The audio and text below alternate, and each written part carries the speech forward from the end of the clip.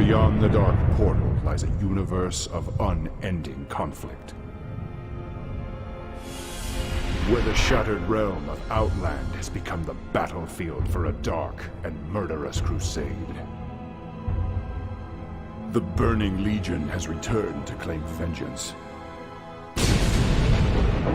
With a host of new, terrifying warriors, such as the Wrathguard, Fell Reavers, the Shivan, and Warp Stalkers. While Outland's native denizens, the Ethereals, Nether Dragons, Naru, and the Gron rally countless others to war.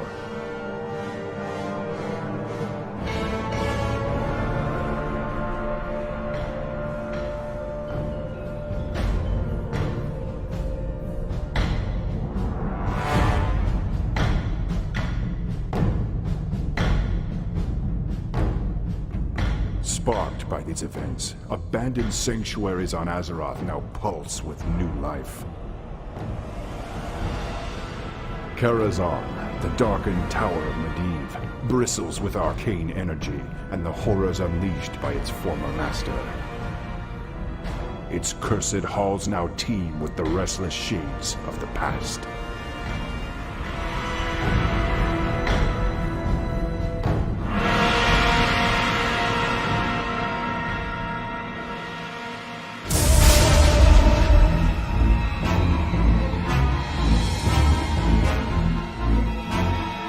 Yet, within the fabled caverns of time, the past has come full circle. Despite the efforts of the Bronze Dragonflight, windows into Azeroth's history have opened wide, allowing adventurers to experience the past firsthand. Journey through Hillsbrad and Durnhold Keep when the young Orc Thrall first set out to discover his epic destiny. Venture through the Black Morass, where the fallen Guardian Medivh first opened the Dark Portal and ushered in an age of chaos upon the world. Witness the majesty of the World Tree Nordrassil as 3 heroic armies join forces to defend it from the insidious Archimonth and put a final end to the Burning Legion's invasion of Azeroth.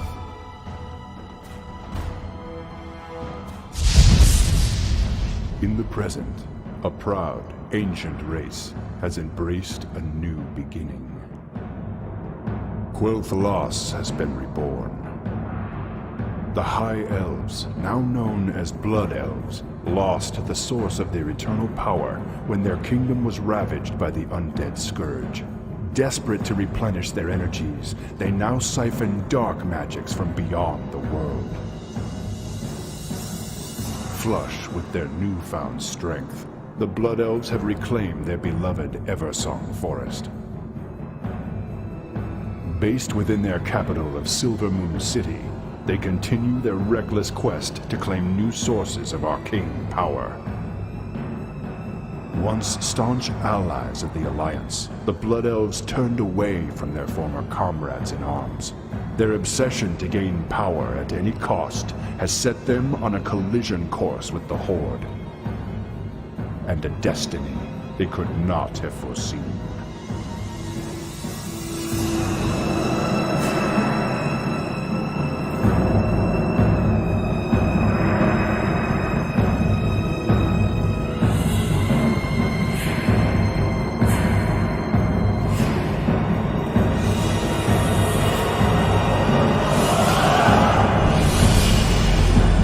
The call to arms has been sounded, as champions from both the Alliance and the Horde charge boldly into the realms beyond. The Burning Crusade rages on, and the time for heroes is now.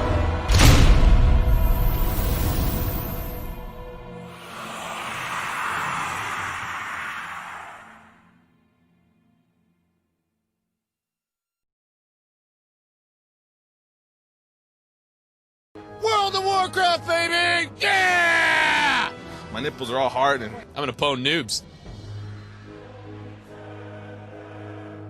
We're at EB Games in West Hollywood for the release of the Burning Crusade. Waiting for the World of Warcraft expansion to come out. Do you guys play together? No, we play different servers. He's Horde, I'm Alliance. Oh, that's like 7 bedrooms. Wait until she levels up so I can kill her. We knew what a magnitude it would be, but, honestly didn't think it would be this big of a line. There's a bunch of noobs here. I can see them.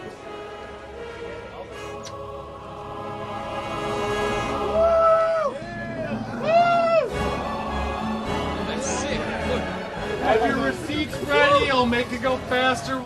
I'm looking forward to the new Alliance race. New levels, new weapons, flying mounts, new professions, new races. I'm looking for World PvP because I hate Horde, so I kill Horde when I see Horde. Lord! I think I'm looking forward to my little pet that I'm going to get when I get the collector's edition. I wanted the pet. If someone doesn't play WoW, what do you say to convince them? I really didn't have to say much. I got him into WoW. I got like 7 of my friends into WoW. My ex-girlfriend, emphasis on the ex. I wouldn't talk to them if they don't play WoW. Feels great. So who's hotter, the Night Elves or the Blood Elves? Oh, the Blood Elves.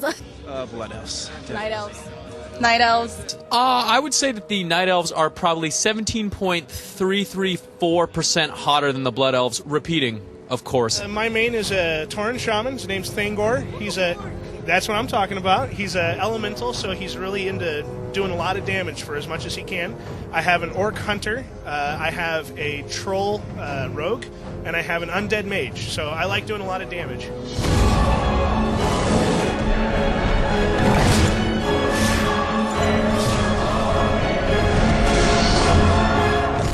I got tomorrow off of work, and I got today off of work to level all day, and tomorrow off of work. So tonight I'm gonna buy it, go set it up, and play all night long.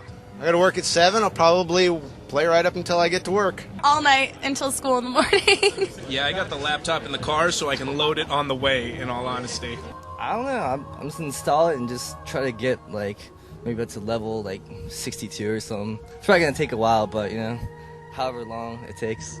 I think people are afraid of how powerful we are, because if we were to unite, which we already have, and begin to take over the world, I think 8 million people now, I think that the world would be in for a big surprise when 900 shaman come running over that mountainside, you know what I'm saying?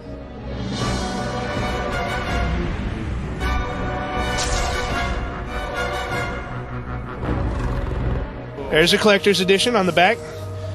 Yeah, you got yourself the DVD collection with behind-the-scenes stuff.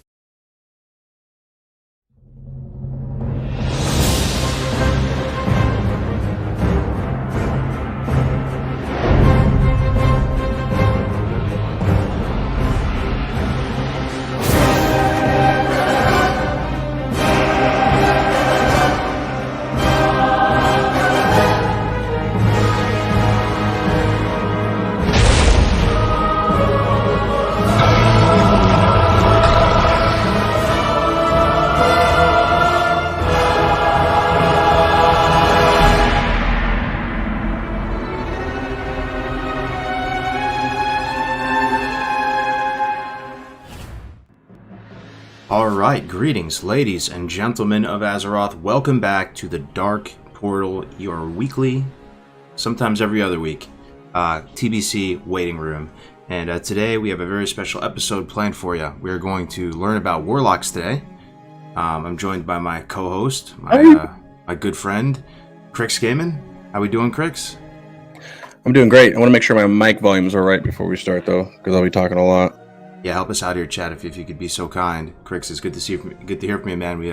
It's been 2 weeks since our last episode, but coming back strong. And we also have a very special guest this evening, guys. A humongous brain warlock, galaxy brain, 5-head warlock. That very lucky to have him, guys. Fiery Wind, how we doing, brother? I'm not too bad. How are you doing? Doing well. I'm super excited for this. I think a lot of people are super excited for this. Guys, Warlock in Classic is not Warlock in TBC. Let me tell you something. And these guys will tell you way better than I can tell you. But this is like one of those, like S-tier DPS classes, right? It's kind of like what warriors and rogues and melees are in a Classic environment. So in TBC, like, there's going to be a ton of people re-rolling Warlock, re-rolling Hunter. Believe it or not, it's like role reversal, right? We're thinking about Classic. So this is going to be a highly anticipated one. So we're gonna get started here because we have a ton of things to get through. We're gonna start off with some cringe icebreakers. Fiery, I'm so sorry, man, but we got to put you through the ringer and just ask you a few questions so the chat can get to know you a little bit. Crix, you might be muted. Not sure unless that was just a battle cry to warm up. I'm fucking excited, man. Okay. Yeah. Clearly, I mean, this is your baby, right? This is your class. You know, I'm excited for you. Does he play Warlock? I never noticed. Right. Yeah. Occasionally. Just the occasional Warlock play, not like every day. All right, so here's our agenda, guys. Guest introductions, we'll do that. We'll go over news. Not much on the news front, right? Unless something slipped in my mind. And then we'll just get into all the meat and potatoes of this in no particular order. So guest intros, Fiery Windman, very nice to meet you. It's my first time talking with you. Could you please share with the audience your history with the game? Yeah, so like many of us, I started World of Warcraft when I was 12, 13, back during the day. I started actually a little bit before Burning Crusade came out. I specifically remember it was the Nax pre-launch event. So I played through Burning Crusade. I don't necessarily have a lot of memories from back in the day. I did raid, did some Black Temple, but most of my WoW experience came a lot better. Came a lot later during Legion, actually. I quit for 7 full years and I went to other MMOs. I came back for Legion, got back into raiding there. I'd been raiding in other MMOs, and then I played Classic. And Classic is where I did a lot of my Warlock theory crafting. I, of course, played Warlock in retail as well during Legion, and I was theory crafting there as well. I theory craft in other MMOs. Theory crafting is just kind of what I do. It's a strong passion of mine. And in Classic, and particularly TBC, there's just a lot of room for theory crafting. There's a lot of things that are still unexplored. TBC in particular is very ripe, and despite the fact that people have been playing this game for 12 years on private server, there's a lot that is still unexplored and not really promoted. Right. I'm glad that's true, right? A lot of us in the chat, we probably speculate that that's true because, when you look back at private servers, there's been a ton of vanilla private servers, and everything has been looked at for way longer. Like there's been some TBC private servers over the past, but I think a lot of us suspected, like, man, TBC could be this uncharted meta ripe for theorycraft and all that. And it's great to see that someone who lives the theorycraft stuff agrees with that. Folks out in the audience, it's rare you get these TCers, these theory crafters on the mic like this. They love spreadsheets. They a lot of them, can cringe from time to time at some of the misinformation you see on YouTube and stuff like that. I probably, we're lucky to have him here, guys. So if you have any good questions for him, please tweet at us or keep them in the chat. This is our chance to get inside this dude's head. So this is pretty. The TC that this guy brings is massive because that's what I lack in the math. The theory crafting, and there's a lot of Warlocks that could be on this episode with me that I chose you for that reason because you're huge. Yeah. I learned shit from him, which is just fucking crazy, bro. Yeah, I'm watching chat as well, so if people do have questions, then you can feel free to ask me there. That's what's up. Also, I think you published a Destruction Warlock guide, was it today?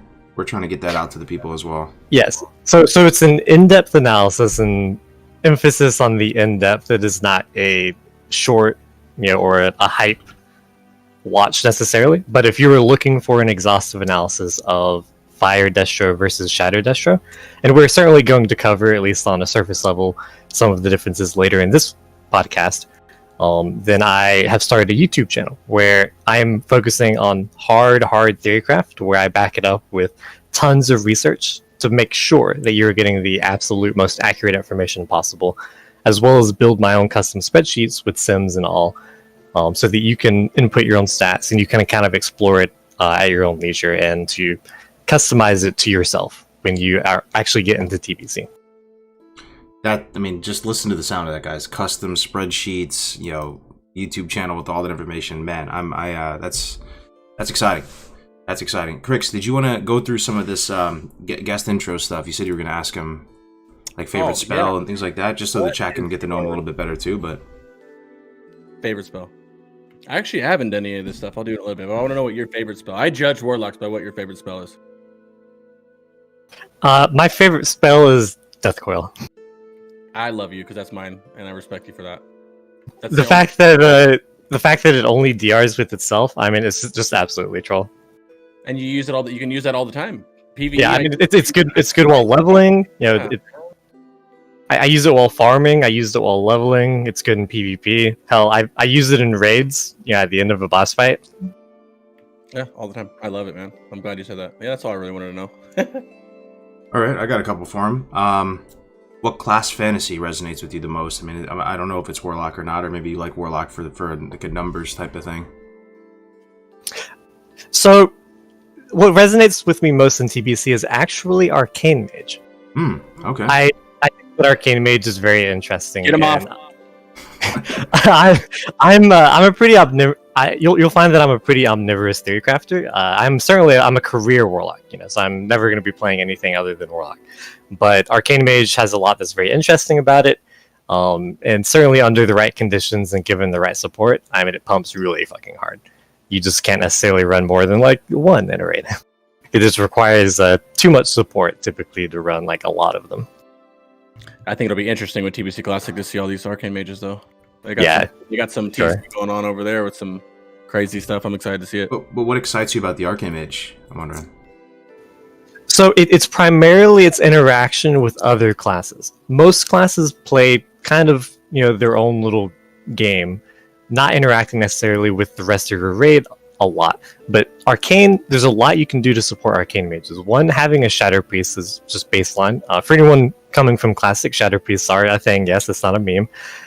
They now provide 5% of their DPS as mana, which is very, very significant. It gives you a lot of mana. This is very relevant for Arcane Mage, because given infinite mana, Arcane Mage would be the highest DPS class in the game, hands down. Really? Yes, for sure. Yep. Okay. Because they by get like a new country spell. mile, or is it? I mean, it's Yes. just, it's cool to know these things. By a country mile, yes. Awesome. If they had infinite mana, they get a new spell, Arcane Blast, which every time you cast Arcane Blast, you get a stacking debuff. It reduces your cast time down to 1.5 seconds, and it increases the mana cost. It more than triples the mana cost, in fact. So it's very high DPS, but super mana consumption. I mean, we're talking like 700, 800 mana, depending on if you have like tier 4 2-piece and other things that increase the mana cost. Arcane Power increases the mana cost. It costs a huge amount of mana. So you have Shadow Priests, which you pretty much have to have in your group to play the spec. Draenei Priests get a new priest spell, which Prayer of Hope, I believe. I'd have to actually double check that. Symbol of Hope, I believe it's called. It's like 1k mana. It gives each member of your party 1k mana. So if there's any priests in your raid, as long as they're Draenei, which I hope they are, you can rotate them actually into the Arcane Mage group, have them pop their racial, and then you put them back wherever they were.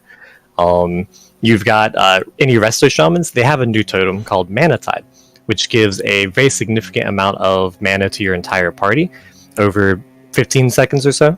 And it's a 3-minute, 5-minute cooldown. It's pretty strong, and you can rotate Resto Shamans into the group to drop Mana Tides and give the Arcane Mage more mana. So there's all of these little min-max things that you can do. There's other possibilities that can be explored, like there's weapon enchants that give your party mana when it procs. There's drums that give mana. There's a lot that you can explore to try to support the Arcane Mage as much as possible. And the more mana they get, the more damage they do. And we're certainly getting a bit off topic. This is a Warlock focus. It's cool. It shows. I mean, it's like the infinite power feeding them this infinite power, and they truly become, mana being the power, and they truly become the most powerful. So it interests me the extent to which you can support them and find these little min-max things that allow them to pump even harder. Absolutely. That's certainly not to say that I don't thoroughly enjoy Warlocks in the Burning Crusade, because I do. I'm going to admit I'm not a huge fan of Warlocks in Classic, as much as I really enjoy doing nothing but spamming Shadow Bolt, but the Warlocks in the Burning Crusade, I mean, it's a completely different game. Very good. Well, if this is a taste of what is to come, guys, can we get some hype in the chat? This is already awesome. Let's ask you one final question, then we'll move through the cringe stuff. What is your favorite version or iteration of WoW, and why? That's going to be the Burning Crusade. I have the fondest memories of it. Certainly some of it is nostalgia. Nostalgia is always a factor, but things like getting my first flying mount, entering Black Temple, it was the first MMO that I ever raided, and these are memories that are always going to be with me, for the rest of my gaming career. And I do think that even objectively, I think that they made just vast improvements over Classic that I think it's one of the best expansions that has existed in WoW's career. Certainly. All right, we're through it. Hope you guys have a little better, taste of my man Firewind's personality and big brain here. I'm excited to try to get into this. This is going to be an episode carried by mainly Crix and Fiery because I'm just the resident low IQ take here. But what I will say is, if all of us in the chat look back and think back on Classic, right? Think of what class did you guys roll in Classic, chat? Think about it. I went Warlock. It was my first time going Warlock. How many things would you have done differently if you could do it all over again? Like, probably so many. It's like with the leveling route. There's just a million things you wish you could have did. So many things you could have done better. And our hope is that by getting some Warlocks that have lived this and have gone through a whole life cycle on a TBC server, they can just give you the most sick tips and tricks to set you up for success so that you can feel super hype and empowered, moving into TBC. So I would encourage Crix and Fiery to think about it from that standpoint, what we could tell new aspiring fledgling Warlocks to get them in the right headspace so they understand how the class works. And anyway, I will shut up now, guys. Where do we want to start towards tackling? Can lean towards our announcement too at the same time. But there's a lot of misinformation out there, Mm-hmm. There's a lot of information out there, good and bad, and that's what a year ago when I decided to do this, I wanted to make sure people had the right information, and so does Fiery. That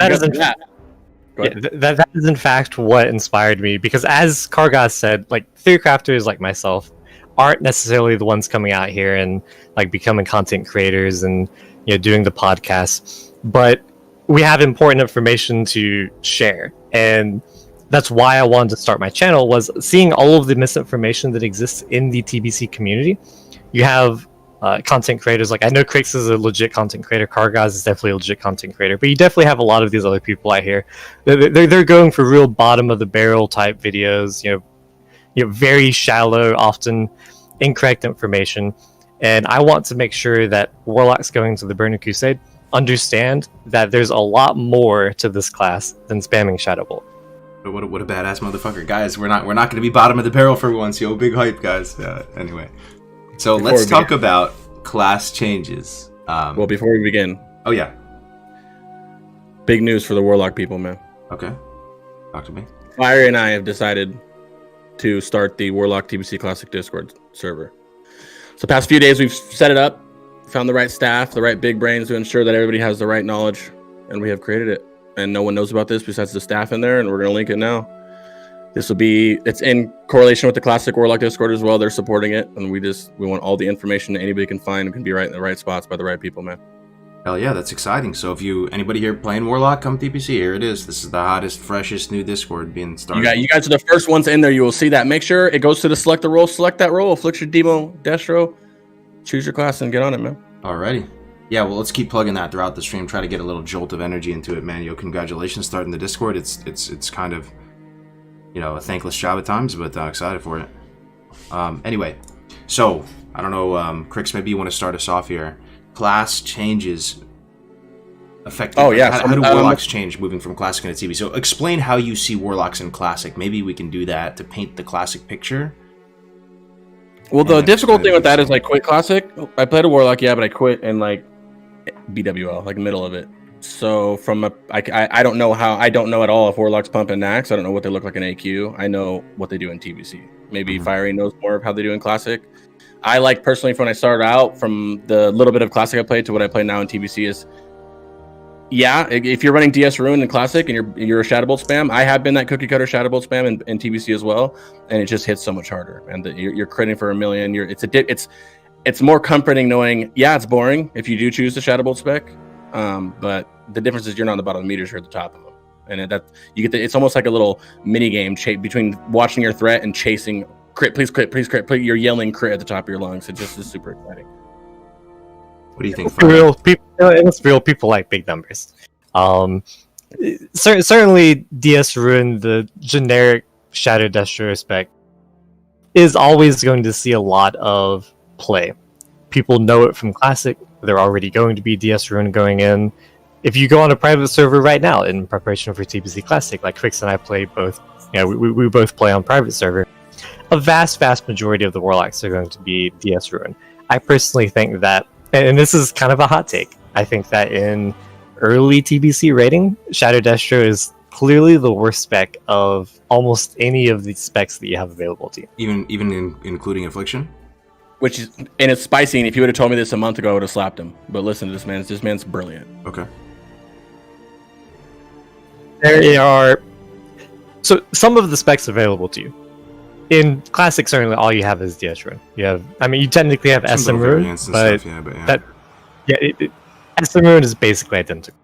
The fact that you can't cast Corruption, especially more recently in Classic, now that you've got like Fire Mages and those meme classes taking up debuff slots, there's almost no difference between like Warlock specs in Classic. But in TBC, you have Deep Demonology. For those not familiar, there are some talents added to the Deep Demonology tree. You have a talent that gives both you and your pet 5% crit. You have a talent that gives you Felguard. That is, in fact, your new 41-point talent for Demonology. And the Felguard is a very pumper pet. It's tanky. It's hard to say whether the numbers are exactly Blizz-like, but they should be pretty accurate. In my current gear on Karazhan, the private server I play on, it has about 10k HP, 9300 armor, and it has 50% avoidance. Avoidance being new to TBC. 50% avoidance? 50%. 50. 50%. So it has so it has a 50% chance to avoid any AoE damage that hits it. Hunter pets get the same thing. I believe it actually they may even get more than 50%. I'm not entirely positive there. But the Felguard is the only Warlock pet that gets that in the Burning Crusade. None of the other Warlock pets have that yet. So avoidance is now like, when I think avoidance, I think dodge, parry, block, all these things. You're saying avoidance in TBC is like AoE reduction, right? Well, you're correct for tanks still. That's certainly still true for tanks. But this is specifically, it's a passive skill, a passive ability called avoidance. And it gives you a certain percentage chance to avoid any AoE damage. In this case, it's 50% for the Felguard. So anytime an AoE hits it, 50% of the time, it takes 0 damage. Okay. Gotcha. So you have the Felguard pumps pretty hard. If you don't want the Felguard, because if you take the Felguard, you can't pick up Ruin. What you'll quickly find if you look at a TBC talent calculator is if you take a 41-point talent in one of the trees, you can only put 20 points in one of the other trees. So Ruin is a 21-point talent, Felguard is a 41-point talent, so you can't take both of those. And you classic Warlocks, you're definitely familiar with Ruin and how good Ruin is in general. The Felguard is extremely, extremely strong, so this build is still going to be very strong despite not having Ruin. But there is another alternative you can try, which is the 0-40-21 that uses the Succubus instead of the Felguard, and you pick up Ruin instead. It's higher personal DPS, so I could easily envision a Demonology Warlock through the life cycle of TBC going like Felguard early on, and then transitioning to Succubus as their gear gets better and better. The increase in personal DPS from that spec is going to be more and more noticeable, but the Succubus is not anywhere near as tanky as the Felguard. So in Classic, where we're going to have like, quite frankly, we're almost certainly going to have like fully nerfed bosses. Private servers tend to be overtuned with how much damage they do. It's going to be pretty survivable on a lot of fights, particularly if you have best friends with the Holy Priest. And I highly recommend making best friends with the Holy Priest if you're a Demo Warlock, so that they can babysit your pet a bit, give it powered shields, going to AoE, that kind of stuff. You can probably find that the Succubus is still usable on a lot of fights, despite not being necessarily the tankiest pet.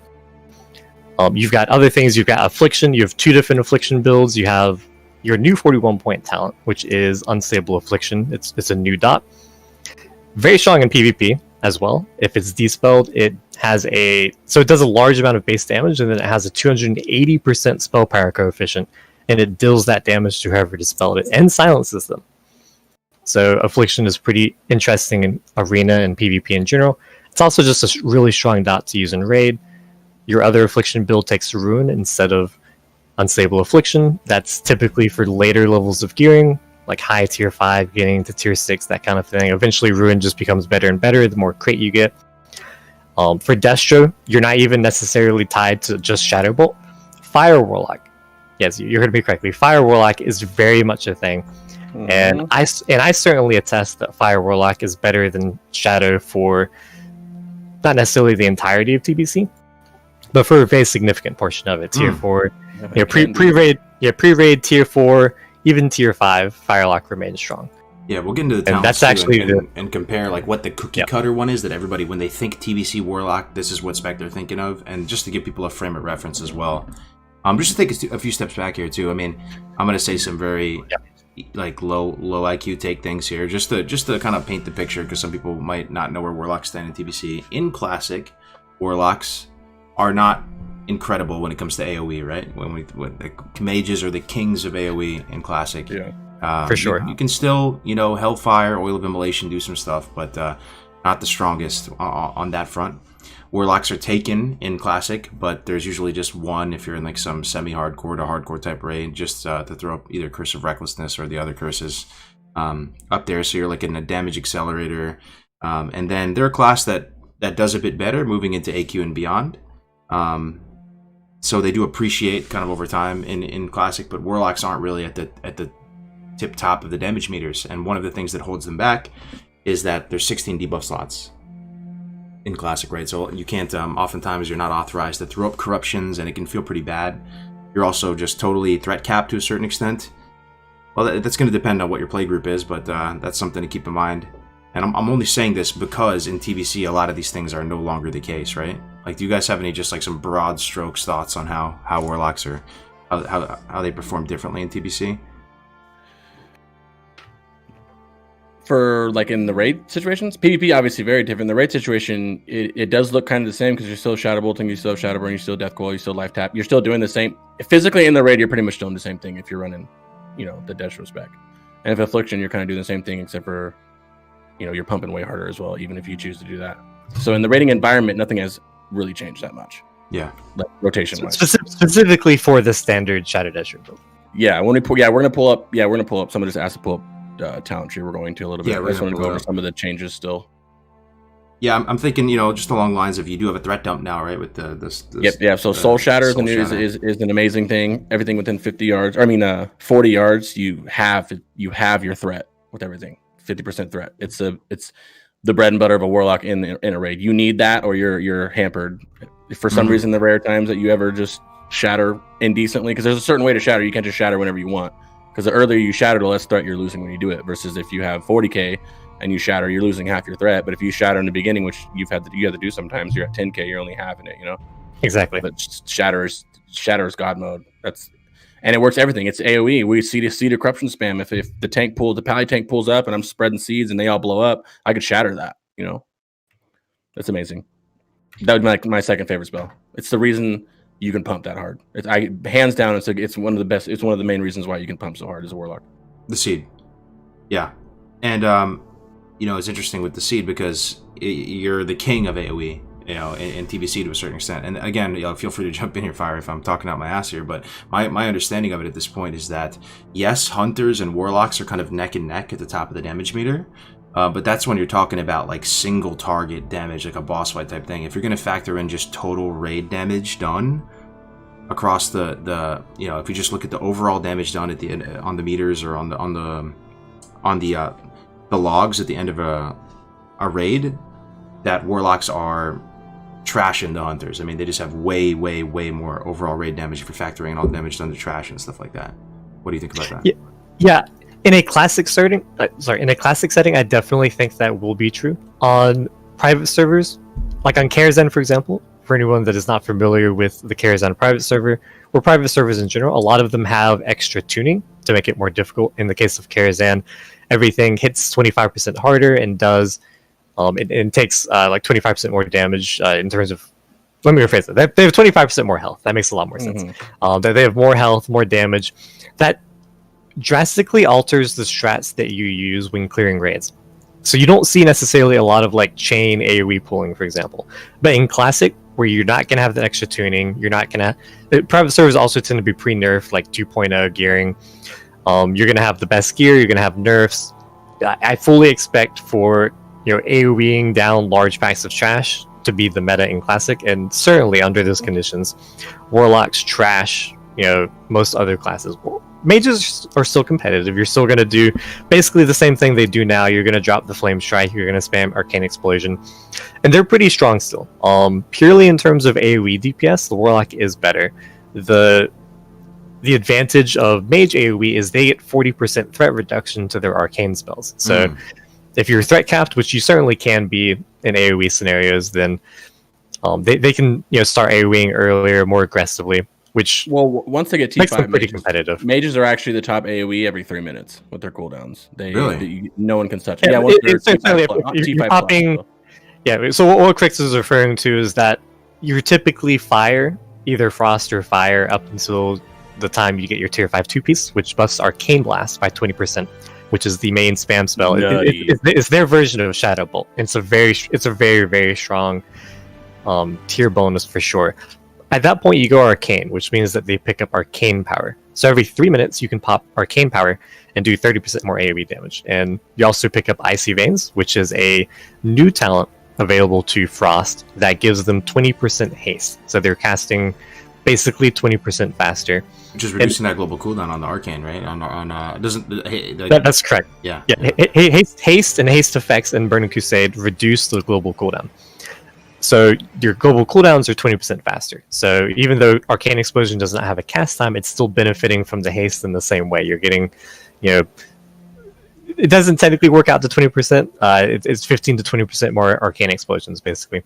So certainly every 3 minutes, and it's also on a 3-minute cooldown. So every 3 minutes, you're going to pop Arcane Power, you're going to pop Icy Veins, and you're going to do really, really high DPS. Like certainly a mage under those conditions is the highest AoE DPS. So Warlocks are very, very good AoE. It is more so than like clearly outclassing the mages. I'd say it's more like we're equal with the mages. I'd say both classes probably share the crown of being kings at AoE. Wow. See, you learn something new every day, chat. I mean, mages are really good, man. There's something. I thought another TBC, big thing, Seed, Warlock, untouchable, and now I'm learning that mages are actually right there, up there with them. Sorry, Greg. So what were you saying? Another huge. This is huge because a lot of the big con. If you talk to anybody about pro, a lot of people who actually have never played a Warlock, they'll tell you the reason why is because of soul shards. They don't want to shard farm. And one of the things that you waste all your soul shards are hellstones, and there's the soul well, where you just put a soul well down, and two people click it like you're summoning somebody, and it puts a little green soul well on the ground, and it spits out 10 hellstones. So 10 people can click this hellstone. And get a hellstone instead of you having to significantly pass out 10 craft and pass out 10 hellstones, 20 hellstones. You know what I mean? I mean that's huge quality of life. Huge. Well, it's not even quality of life. It's like it is life, because I don't know. At least when you're raiding in Classic, it's such a pain in the ass to trade everyone hellstones that like 90% of the time you don't even do it, and people don't even bother. It's just too much of a pain that like people just don't have hellstones most of the time, right? Unless you're really on progression or something. Tank. Yeah. Yeah. Exactly. That's nice. And then another thing is you summon a lot of people, right? Well, now the summoning stones in TBC, you can summon from them. Saves your shards as well. Yeah. Let's think along the lines of mechanics, too. Mechanics. Anything come to mind in terms of the Warlock now just functions differently comparatively to Classic? Yeah, so it's actually building on top of what Crix just said. On the one hand, you can summon from summoning stones now, which is huge. Mm-hmm. But Warlock can also summon people into instances now. So gone are the days where people had to run to the dungeon and then zone in before they could be summoned. You just summon them from wherever you want and to wherever you want. Oh, you can summon them to like the end boss of a heroic or something? Yeah. Mm-hmm. Okay. That is nice. So you don't have to wait 30 minutes for them to run to Dire Maul anymore. You just summon them directly. It's huge. And it helps for the Tempest Keep dungeons. You have to have a flying mount to get there. You can have a Warlock summon up. So there's always going to be those guys who do, because when you're leveling in TBC, you will have enough. You should have just enough gold for your flying mount by the time you hit 68, 69, right? But some people won't because they're leveling up whatever during the time and being able to get summoned the Tempest Keep, where you have to do it in order to even get into Karazhan, right? The dungeons, Alcatraz. You just get summoned right on in there. Summon in the raid, summon yourself. So the quality of life is a bit better on that front, right? Way better. In terms of hellstones, soul stones, about buffing, debuffing, anything like that on that front? Nothing. One of the main, it really just frees up one lock. There's Curse of Shadows in Classic. Curse of Shadows doesn't exist anymore. It's baked into Curse of Elements. So normally you would have a Curse of Elements up, Wreck up, and Shadows, and then in a free Hegan Agony or whatever. Now it looks like you have Shadows, you have Recklessness, and then every other Warlock is Dooming. Doom is the main one you do now. Okay. Yeah. Okay. There's an interesting discussion of Doom versus Agony in Classic in terms of which does more DPS, and it's pretty nuanced. I'm certainly not going to bore your audience by going into the details of that. But in TBC, it's just de facto Doom because the coefficient is increased from 100% to a whopping 200% spell power. So it gains 200% of all of your spell power. And that's it still functions the same way, pops after a minute? Exactly. Yep. It pops after a minute. It can still crit. Dude, I use Doom in, again, I wasn't in the most hardcore raid ever, so like our fight times are a bit longer, but in Classic, I would throw up Doom on a target that I knew that was going to survive for a minute, right? I'd just throw it up on it, and then I would move on to something else, because the damage to execution time was so efficient. You know, I never knew if it was 100% more efficient, but I always thought it felt good, and it did pretty good, so. Yeah. Doom's heavy, it messes, I mean, I would say a big change functionality-wise with Warlocks is you really worry about threat now versus Classic. You know what I mean? You really, it's like that's all you're worried about. Pretty much the whole fight, I look at my Omen more than I look at anything else. And Doom can take that edge over because, you know, all those bosses that you see threat resets on, if your Doom goes off right away, which happens, it happens to me on each boss at least once before I learn, like, oh, I got to chill with that. You know what I mean? That'll rip aggro for you, and no one's ripping be off considered Doom. as really feels bad, man, right? Because people are worried about threat in Classic a lot of time, playing Warlock, feeling like they're threat capped. Now we're in an environment with the threat dump, with the Soul Shatter, with Salvation on both sides. And, you know, all this factored in, and threat is still a huge factor, right? That's interesting to point out. But at the same time, I've rated. We're going into Sunwell now. You as a Warlock, I'm in control of my threat. It's not the tank's fault. It's not. It's my fault. If I pull aggro, it's literally my fault. It's not. I mean, unless like, you know, tank dies or you're second on threat, tank dies or something stupid. But it's me. It's on you as a Warlock to not pull threat, and it's really easy not to. It's just you got to hold that trigger finger sometimes. Sometimes you got to cancel your last one because your last one crit, you know? It's a mini game. It's the fun part of being a Warlock is actually managing the threat. And why do you say you can control it, though? I mean, because in Classic, is it because you can crit back to back to back with Shadow Bolts and there's nothing you can do about it, and sometimes you have to just go through Well, in TBC, if you crit back to back to back, you just don't, you get to stop. Like, you just know it. Well, you have Shatter, right? But you don't want to Shatter too early because you're going to lose a lot of threat that you can actually potentially jump. Personally, me, and I'm probably where he runs Affliction, so he probably doesn't have a lot of threat issues. As a Destro Lock, and I'm just Shadow Bolting pretty much the whole time. You don't open with it. I'm opening with Curse and I Immolate. Maybe I'll put one Corruption up just for that little extra couple of seconds, but I'm still doing some kind of damage, and then I'll open up and pump, you know? Gotcha. Sorry, Fire, I think I cut you off there. My bad. Yeah, it's no problem. So I think what Crix is trying to say in terms of the difference between the two is certainly in Classic, you can control your own threat. You can stop DPS just like you can in Burning Crusade. But in Classic, a good tank should be able, certainly one that's getting all world buffs and using their consumes, should be able to output more threat than any other class can have in threat generation. Which is a big difference compared to the Burning Crusade, where Warlocks are just pumping so much harder and tanks aren't necessarily pumping as hard. They lose a good chunk of their consumes, they lose world buffs. So threat is certainly a big concern in Burning Crusade. Gotcha. Okay, maybe we can talk about pets for a little bit here too. So, like you mentioned before, you know, we have the Felguard now, which I'm sure every one of these pets we could probably talk for 2 hours on about all the little nuances and implications. But just generally speaking, how do you see the role of each pet? Imp.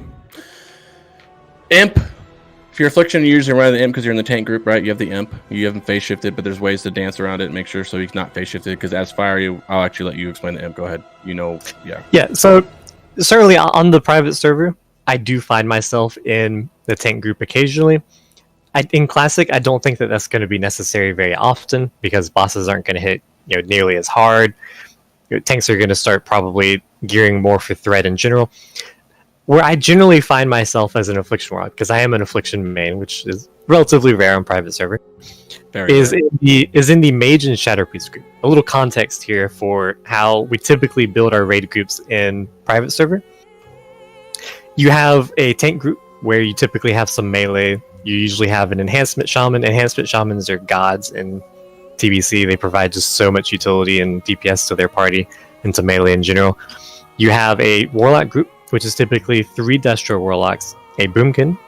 They go from 3% AoE party-wide crit to 5%. And then you have an Elemental Shaman. You're going to have a Shaman in every party. This is a common theme. And the Elemental Shaman is providing Wrath of Air, which is giving each person in your party 101 spell power, or 121 if they have the tier 4 2-piece, which they often run as soon as they can get it. And they're also providing the Totem of Wrath, which is a new 41-point talent for Elemental Shamans. It gives you 3% spell hit and 3% spell crit. You're telling me you get 8% crit bro on 2 of the people in your party? Yeah, yes. So you get 3% from Totem of Wrath, and you get 5% from your Boomkin. Yep. So you get a whopping 8% crit from party auras. There's technically even other min-max you can do. There's jewel crafting necks, which are very interesting. One of them provides 2% crit to your entire party, 2% spell crit.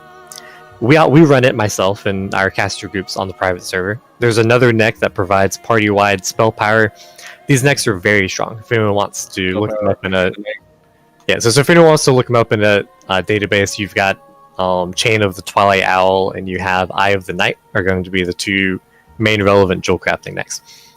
You don't need to be a jewel crafter to use them. There's certain restrictions in terms of duration, cooldown, but as long as you're not dying consistently, like wiping on trash and stuff, they're very, very strong to use. And certainly if you're parsing, you're going to be using these necks. So you get a huge amount of crit, 10% crit if you're using those necks. Even more, Paladins gain a new talent, Judgment of the Crusader. When talented into in the ret tree, it's pretty early in the ret tree, you provide 3% crit to your entire raid when you have Judgment of the Crusader judged on a target. Jesus. So you're actually gaining, if you're using the jewel crafting neck as well, and you have the Ellie Shaman, the Boomkin, Judgment of the Crusader judged, you have 13% crit that you're actually gaining from raid buffs and raid debuffs. That is absolutely bananas. And also in TBC, right? Isn't there a lot more itemization for like crit on items and stuff too? Like you have a lot more like flexibility because there's more gear you can choose from, right? Or no? Yeah, crit rating is kind of the last thing you go for, really. But yeah, you end up at the end of the day with a lot of crit on there.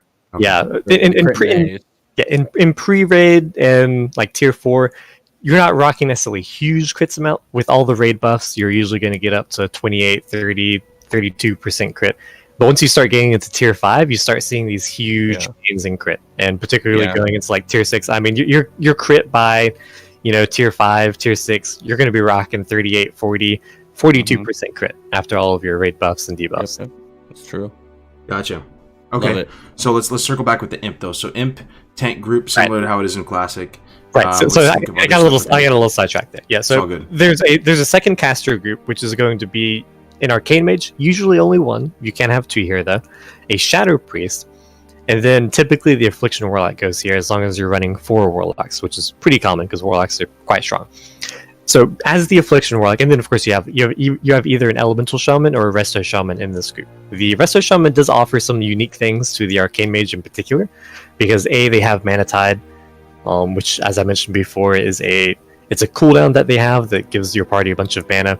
They have a better mana spring totem, which is the water totem they drop that just gives you constant ticking MP5. So you sometimes see a resto shaman here.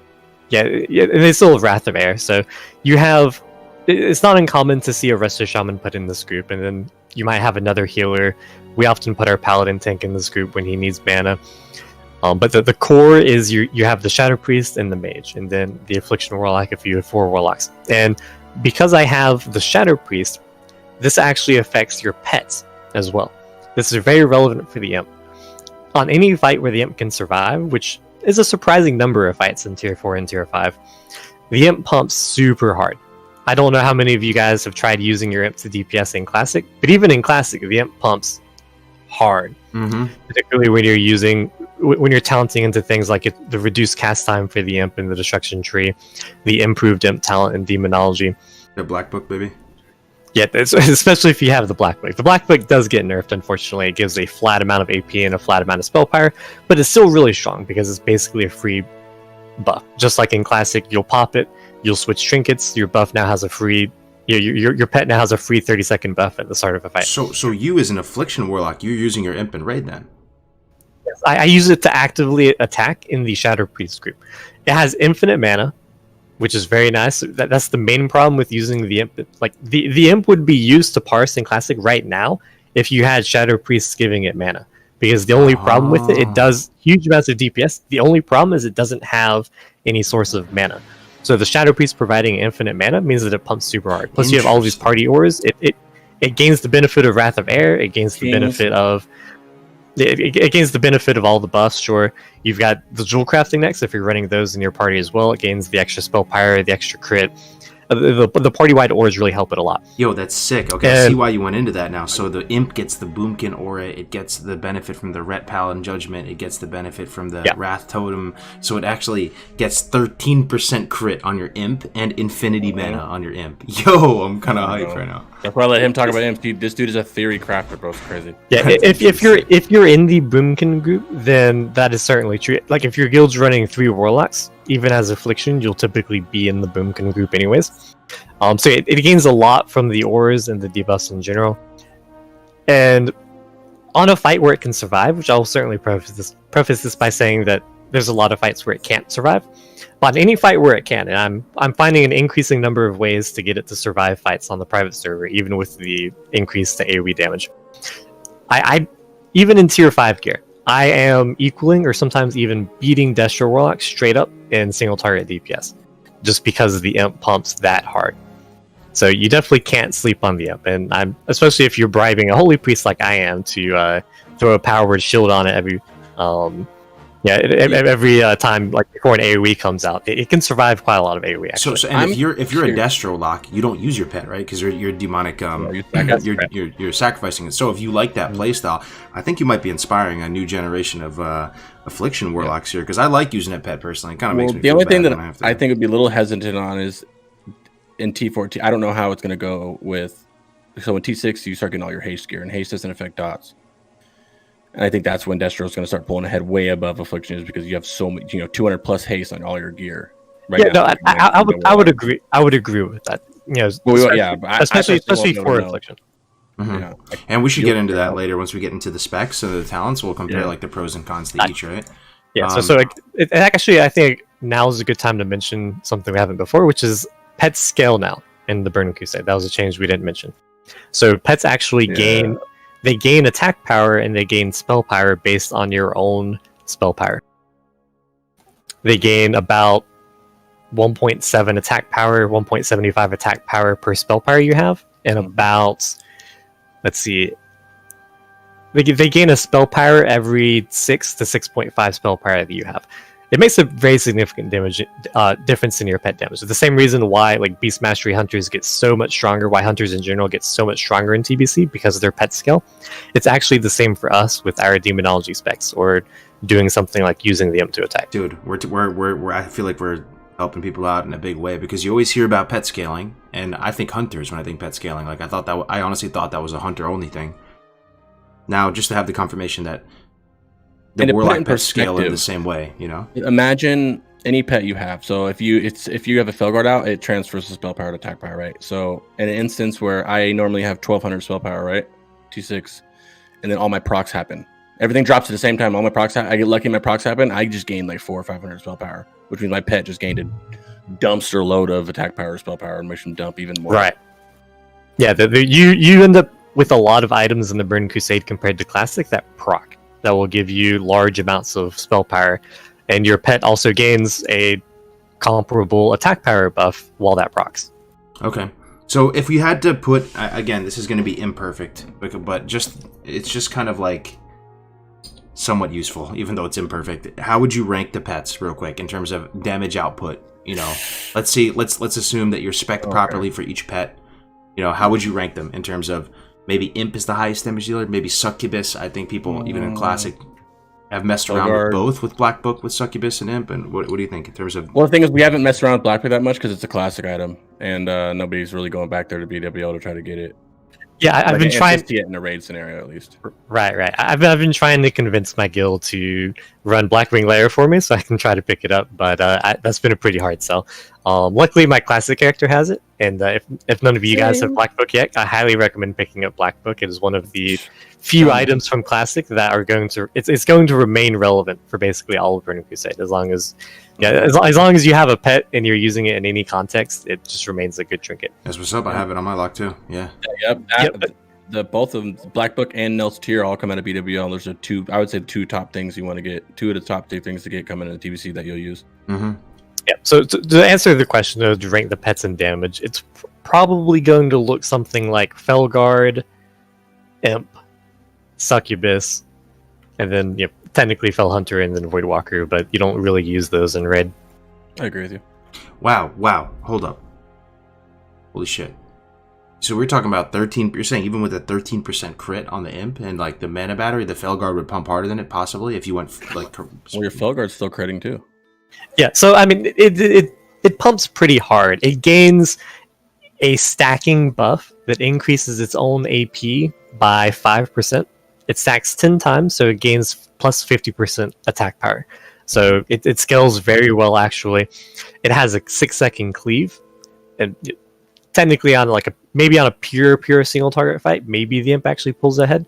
This is still an area that I'm still theory crafting, and I still have to verify that a lot of these numbers are Blizz-like, but they're going to be pretty close, certainly. Maybe on pure single target, the imp actually pulls ahead of even the Felguard, but the Felguard wouldn't be far behind, certainly. And it also technically depends on what things you're running in your raid. Like, are you running a survival hunter? For anyone that doesn't know, survival hunters gain access to the exposed weakness debuff, which is every time they crit, they give the raid basically 25% of their agility as attack power, which in the Burning Crusade is typically 250, 300, 350 attack power, depending on exactly how much agility they have. And this affects your pet as well. This is going to affect your Succubus. This is going to affect your Felguard. Then you have things like Annihilator. Yes, Annihilator. This is a classic item that will see use in TBC. Actually, it's actually going to see more use in TBC Classic than it does right now in Classic, which is to say, it doesn't really see use at all in Classic right now. That's largely a function of the fact that bosses have relatively little armor, and if you're running an improved exposed armor rogue in Classic, which is very common in the more parse, speedrunning heavy guilds, bosses already have basically zero armor. But bosses do have more armor in the Burning Crusade. It's designed that way so that armor penetration is relevant. That comes about in tier 6 gearing. So the Annihilators is going to see use. It would see use in Classic right now, as long as the armor reduction was relevant. But fights are also shorter. Fights are going to be longer in TBC Classic compared to now, because you don't have world buffs and all that. It actually becomes a one-hander weapon as well in 2.4. I'm sure Crix and many of us are working under the assumption that we'll have the 2.4.3, which was the final TBC patch version of all the items. So I would expect Annihilator to be a one-hander from the start. So what you typically do on private server is you actually have your enhancement shaman run Annihilator in their offhand. There's not a huge distinction between main hand and offhand for an enhancement shaman. Their instant cast ability, Storm Strike, instantly attacks with both of their weapons, including their offhand. They can do that every 10 seconds.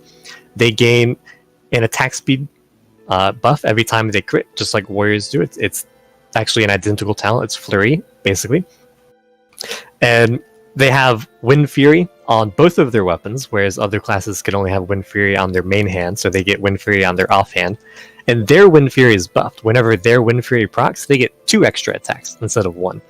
So I find that Enhancement Shaman with the Annihilator in their offhand is actually able to maintain 100% uptime, 95-100% uptime on the Annihilator debuff, and they're not really sacrificing a lot of their personal DPS to do so. So Annihilator is very, very efficient to run.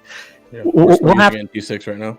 Yeah, we'll have to test it certainly in Classic to make sure there's nothing weird going on with its proc rate compared to private server. But as long as it's not drastically different, I expect that to be the meta still, is running the Annihilator in your offhand on the Enhancement Shaman. Maybe you have 2 Enhancement Shamans depending on how many melee groups you're running, and maybe they both run it. It's just one of the things we'll have to see. But I'm sure that Annihilator will see use. Okay.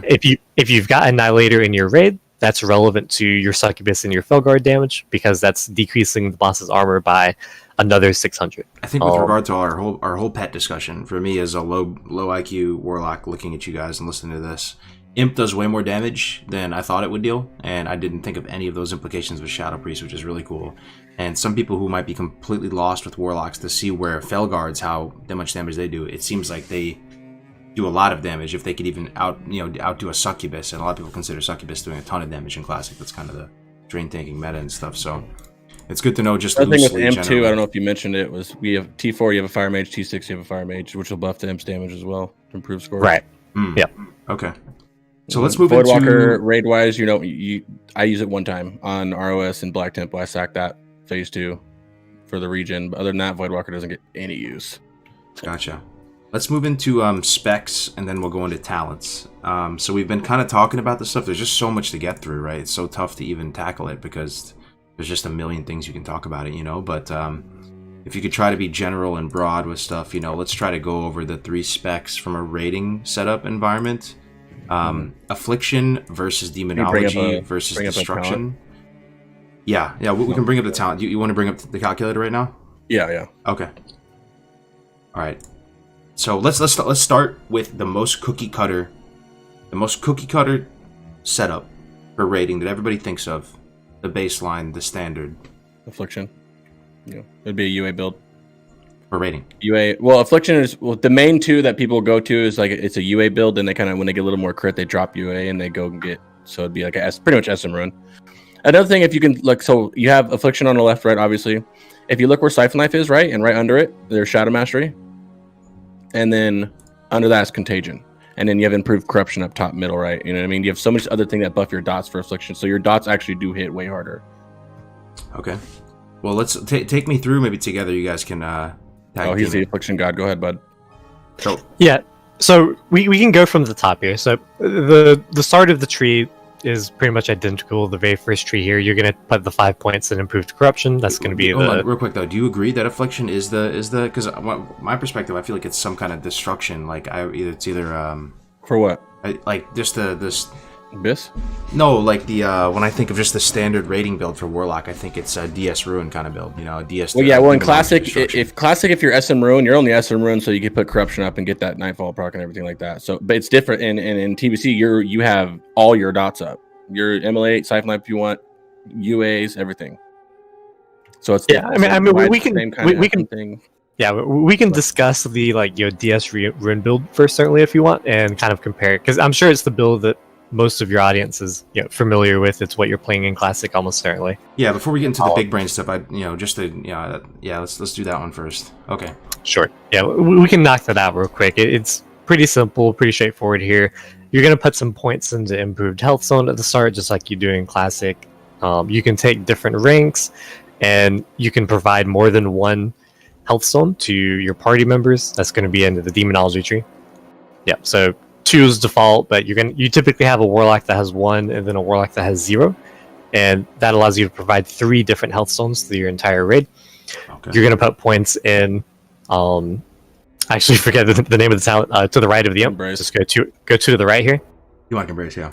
Yeah. So you're always going to put 5 points in Demonic Embrace. Gives you a lot of stamina here, 15%. The Spirit Reduction isn't relevant.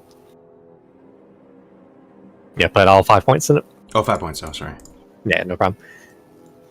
So this talent gets reworked here. It's the 1 right below Demonic Embrace. Bell Intellect increases your intellect of your imp. Yep. Yeah, so it increases your pet's mana just like it does in Classic, but now it actually increases your intellect by 3%. This says increases your maximum mana by 3%, but I'm actually think that's incorrect. So one thing I should preface with a lot of these online talent calculators, if you're just looking up TBC, talent calculator, is a lot of these are actually very inaccurate. You go over to Ember Storm in the Destruction tree. It's right below Ruin. Just hover over that for the audience real quick. Okay.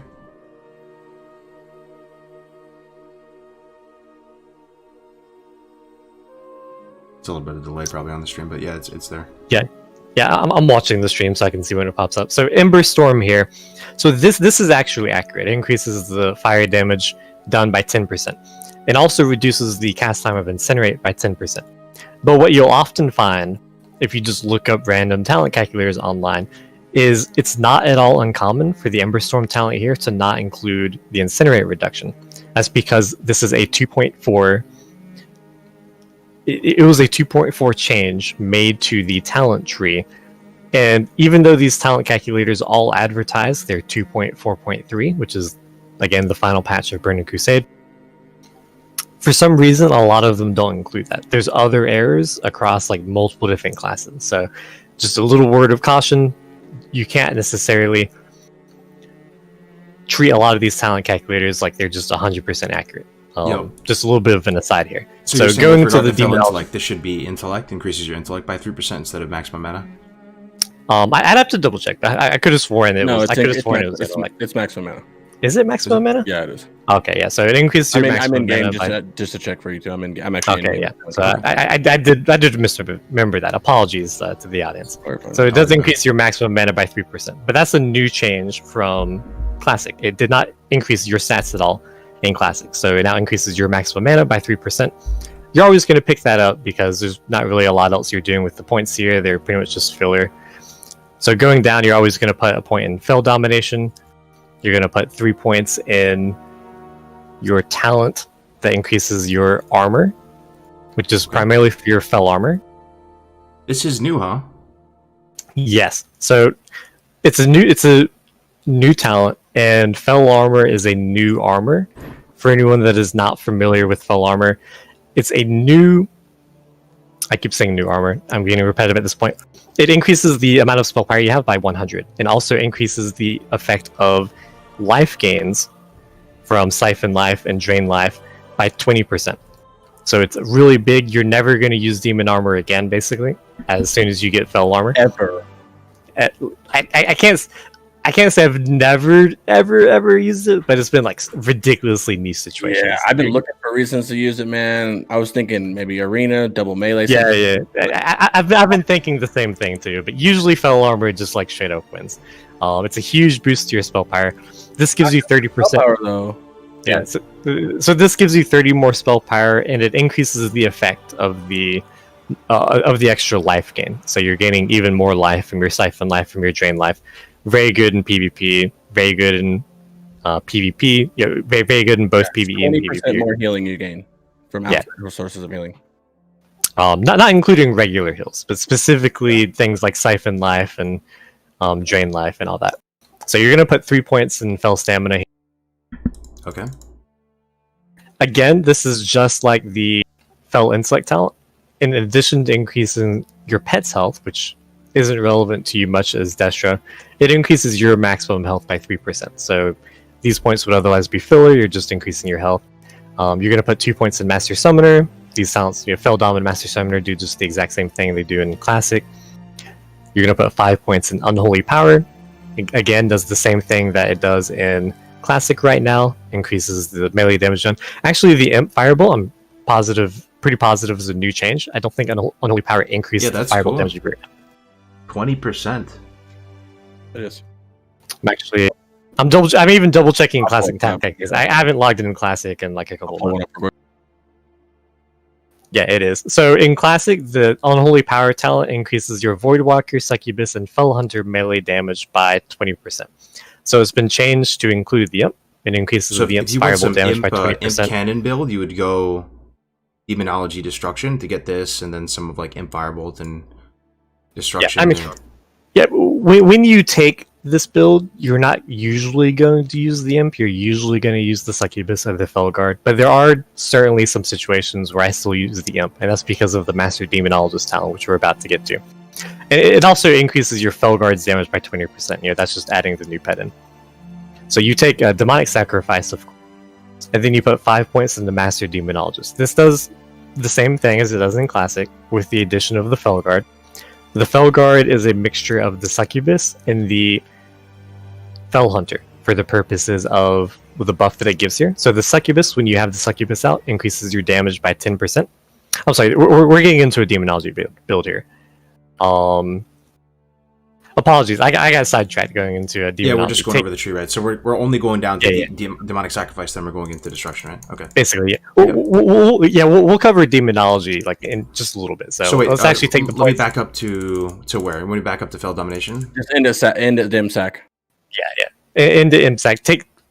Take 4 points out of the Unholy Power talent. Okay. So Master Summoner, then Fish, Demonic Aegis. Yes. And then Fell Stamina. And then Demonic Sacrifice. Gotcha. Okay. Yeah. So the 1 point Unholy Power that can go literally anywhere. It's just 100%. That's filler point at that point. And then you put the point in Demonic Sacrifice. Of course, that's the point of going down the tree. It does the same thing it does in Classic. Nothing new there. So Demonology is also going to look similar at the start here. You're going to put 5 points in Improve Shadow Bolt, does exactly the same thing. 5 points in Bane, does exactly the same thing, reduces your Shadow Bolt, Immolate, cast time. TBC, unfortunately. You'd think they might want to rework this because it's kind of an underwhelming talent, right? But What? Cataclysm? yeah. Yeah, it's fine. It is underwhelming just because of the interaction with of your mana. Well, okay, so I think it's fine on a private server where it's really overtuned and the fights are long as shit. But on short fights, the mana's not gonna be that big of an issue. Yeah, but I mean, a couple less shadow bolts from it in an overtuned server is nice. But I don't. Yeah. So server. Yeah. So I can actually cover Cataclysm a bit here if you want, Crix, in terms of like the the math and why I think Cataclysm is bad. That's all you I wouldn't even. I think Cataclysm is just like bad. Actually, And, that's I mean, because in of Classic how. it's the same though, right? It's Well, Yeah, you so- usually put points in it so you can drop further down on the tree. There's not a lot of other places you can put the points for the tree. That's the only reason I think a lot of people take it too. Yeah, I mean that's true. There are other places certainly you can put the points there, and we're gonna get into that in just a second. But for Cataclysm, how Cataclysm interacts with Warlocks because of Life Tap, which is a unique feature of the Warlock, you can't look at it as okay. I'm doing my Shadow Bolts cost 5% less. That means I can cast an extra Shadow Bolt every 20 casts. 5 times 20 being 100%.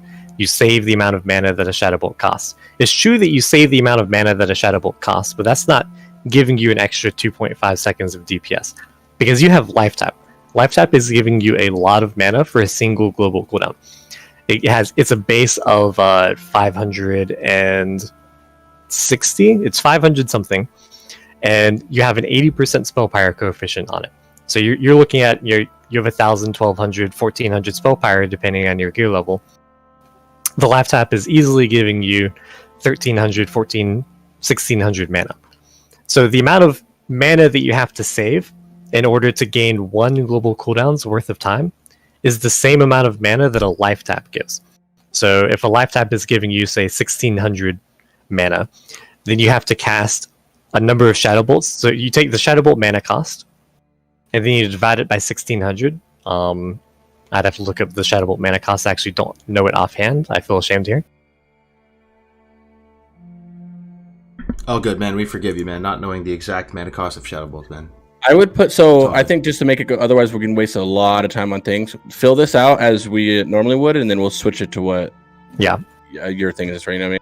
Look at the chat and just copy that exact thing down, and then we'll switch everything what he's talking about as we go, so you can fill the build in all the way.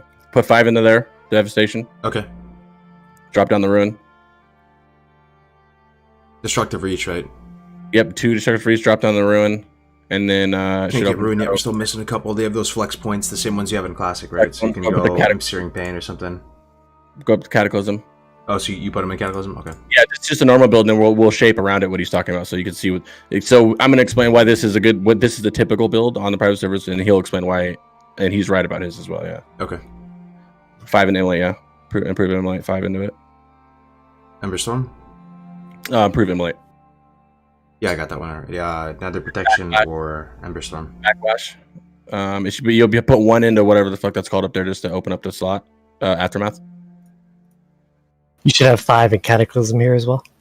5 in Cataclysm, gotcha. Okay. Yeah, for the kind of the more standard build, certainly. So we're not getting Conflag though, right? No. Okay. Well, I mean, no, wait. Yeah, we're gonna explain that. He'll explain that. Yeah, Okay, but I'm showing you the normal one. So for right now, take it away. Go right next to it and take 3 into Backlash. Mm-hmm. And what's left? How many points are left? I can't see. It should be 1 in Aftermath. And I think that's it. You should have 2 in. Yeah, you should have 2 in Intensity is usually taken. Intensity, gotcha. Yeah, so Intensity was changed in Burning Crusade. It only affects Hellfire and Rain of Fire pushback chance in Classic, but it affects all of your destruction spells now. So anytime you take damage, anytime AoE goes out, if you're casting Shadow Bolt, if you're casting Immolate, you now have a 70% chance to avoid that spell good. pushback. Wow, okay. Wait, Yeah, so if you had a Paladin with Concentration Aura, 100%? Yes, it does stack that way, so Yo, it would be 100%. That's so sick, actually. Okay, so you never get pushback resistance just from little chip damage. It helps a lot on fights, yeah. I mean, you're almost never going to have the Paladin with the Concentration Aura, but in your group, right? Even 70%, even 70% is a lot, though. It prevents a lot of that spell pushback. So when you have a lot of AoE going out, it's a huge DPS increase. Okay, we got 5 points left. Yeah, and Shadow and Flame, the bread and butter of your Destro build here. A new TBC talent, which increases the... Go ahead, Quakes. No, go ahead. Sorry, I didn't mean to cut you off. I say Shadow and Flame increases the spell power coefficient of your spell power, of your Shadow Bolt rather, and Incinerate by 20%. So for Shadow Bolt, it's 85.7% normally. It's 105.7% now. And then for Incinerate, 71 point something, I believe, is the coefficient, and it goes up to like 90, maybe it's 75, it goes up to 91, 95, something in the neighborhood. I don't recall the Incinerate offhand. This is a huge increase to the amount of damage that your Shadow Bolt and your Incinerate is doing, though. Incinerate being a new spell, I should mention, it was added with TBC. It's basically the fire version of Shadow Bolt. It does extra damage. Because that's one of the things missing in Classic. People would say, like, Destro doesn't have its own Shadow Bolt type thing. The closest thing they have is Immolate spam, right? Or Searing. We could do spam Searing Pain too, but it's got a threat modifier to it, so you're gonna pull. Yeah. So for like a straight, so if you're Destro, there's Shadow Destro or Fire Destro, and they'll both have their own nuances, and there's pros and cons to each of them, right? This build that you have, the point you have in Ember Sword is kind of flex. There's two builds that you use on private servers. The other one is more survivability, which you are probably not going to need at all. You would just put 3 in the Nether Protection above Backlash and then in Soul Leech, but I don't think that's going to have to be used in TBC Classic because it's going to be much more simpler. And even on Karazhan, I run this build because it's more damage. This is Fire Destro? Yeah. No, this is Shadow Destro. Shadow Destro, sorry. Okay, so this is right out of the box, cookie cutter, Shadow Destro build right here. This is pretty much the most damage you can get from Shadow Destro cookie cutter spec. You can get more if you put more in Emberstone. Pretty much this is the build. You can flex some points in or out different spots like he was mentioning. The way he's looking at it is have how Classic's simple, which is so smart. That's why he's doing it, you know? This will be the cookie cutter. You can do private server cookie cutter is more survivability, but you don't need it. Yeah, so in what I play on private server and what I suspect is going to be just the highest DPS version of this on Classic, you pull the points out of Cataclysm and you put them in Ember Storm instead. You should be casting Immolate. Immolate is going to be a DPS increase for Shadow Destro. Interestingly, even if you don't have a Fire Mage providing improved Scorch, which is a significant loss, as long as you've got... I think it depends on your gear, because I simmed it once and I didn't have Fire Mage and it wasn't coming up. So I actually have a spreadsheet built that I can give to you after this podcast, Crix, or if anybody wants to check out my Fire versus Shadow video, I have a spreadsheet that I cover all of this in, and I have a secondary sheet that I link to that covers Immolate. It allows you to put your own stats in. You can adjust the buffs depending on what you have in your raid, and then it tells you whether Immolate is a DPS increase or not. So it's always a DPS increase as long as you have the 5 points in improved Immolate and the 5 points in Ember Storm. That could have been the difference for you, Crix, if you didn't have all this. I thought you were talking about just flat out better. You know, no. If you don't have those talents, if you don't have a Fire Mage, then you wouldn't cast Immolate. As long as you have the 5 points in improved Immolate and the 5 points in Ember Storm, you're going to cast it whether you have a Fire Mage or not. But having the Fire Mage certainly just increases the damage that it does. So this is you're also going to take your build right here. So you take both of the points out of Cataclysm. I don't think I was able to, man. I had to spend them to get down. Yeah, you have to do it to get down. That's why. Yeah. Okay. Take 2 points out of Shadow and Flame. This is how you do it quickly. Take 2 points out of Shadow and Flame. Okay. Put 2 points anywhere else at the top of the tree, like put 2 points in Aftermath. Okay. Now it's gonna let you pull the points out of Cataclysm. Okay, but I still have them stuck in Aftermath, though, right? Yeah, but now you just kind of advance down the streets. Now you can put 2 points in something further down and keep going until you get to where exactly. Okay. Yeah, putting these 2 points in can flag. Yeah, so you want the 5th point in improved Immolate, and you want the point in Conflagrate. Let me see if I can do it. I like it. Conflagrate. There we go. Yeah, that's gotta be it right there. Okay, all right. Yeah, okay. We're back on this. So you take Conflagrate. Yeah, Conflagrate is actually a very powerful instant cast spell. It has high base damage. It doesn't scale super well, but it's an instant cast. That's very important. Destro actually doesn't have a lot to do while moving, and you guys may have noticed this in Classic. But there's a lot more movement in TBC in general on fights. So you do have Shadow Burn, but Shadow Burn has the downside that it consumes a charge of improved Shadow Bolt. And particularly if you're moving, there's a good chance other Warlocks are moving. And if 3 or 4 Warlocks move and all of you Shadow Burn, then you actually just remove improved Shadow Bolt from the boss, because each of them consumes a charge and they can't reapply it. And that's a really big oof. You know, your Shadow Priest is doing 20% less damage now. Any Shadow Bolts that land are going to do 20% less damage. Any dots on the target do 20% less damage. So Shadow Burn is still like a fine spell to cast while on the move, but it's not amazing. Conflagrate doesn't have that downside though. It's only usable when you have Immolate on the target, and it consumes the Immolate dot. But it's always going to be DPS increase whenever you cast it, as long as you're on the move. Then you have this is basically what I view as being the optimal build, because I don't think Cataclysm is particularly important. You cast Immolate, you cast Conflagrate while moving. This is actually pretty much the same build that you would use as Fire or Shadow. You just change the pet is really all you change. You sacrifice the Imp for Fire, and then you sacrifice the Succubus for Shadow instead. Now there's probably 2 hours worth of discussion when it comes to rotation, but looking at this build right here, in the most general and broad sense, what does your rotation look like if you're just fighting, a paper doll or something? Immolate and then Shadow Bolt. Immolate, Shadow Bolt. And then your curse, of course, like Curse of Doom or whatever you're assigned. Do you conflag right as the Immolate's about to fall off, though, for the just to consume it and get that extra damage, or no? No. If you're standing still, it's never going to be a DPS increase. It's specifically used while you're moving. While you're moving. Gotcha. Okay. Yep. So, do you want to do Affliction next, probably, right? Yeah, I just linked it in there. You can just show it, so you don't have to push it. Okay. He can explain his switches he's talking about, yeah. Okay. There's two main Affliction builds. You have the one with UA, and Sable Affliction is the new talent that you get as it's the last thing for Affliction. So Christian Moose asked, what's the ups and downs of Shadow versus Fire? And this is already a long podcast, and I don't want to keep you guys here all night, so I'm sure we're not going to discuss that in depth. But generally speaking, Fire does higher single target damage, higher base damage, and then Shadow has specific interactions with your Shadow Priest. You have higher uptime on improved Shadow Bolt by having more Shadow Warlocks, because you're offsetting the impact that the Shadow Priest has on your ISP uptime by having more Warlocks. So there's a little bit of a negative synergy with running Fire Warlocks. That's a lot of negative. It's good damage. Shadow Bolt scales just insanely better with Incinerate versus Incinerate. Yeah, so that's where I would actually think the scaling is not that different. I think that the impact on raid DPS is overstated. But honestly, the best thing that you guys can do if you want an in-depth video on Fire versus Shadow is to check out my channel, Pursuit of Theorycraft. I have there a very in-depth, it's like a 40-minute video, and I have a custom spreadsheet built for this stuff. And that's going to be like your de facto Fire versus Shadow reference there. Yep. And also, all this stuff will be in the Discord we just made. Yeah. Mm-hmm.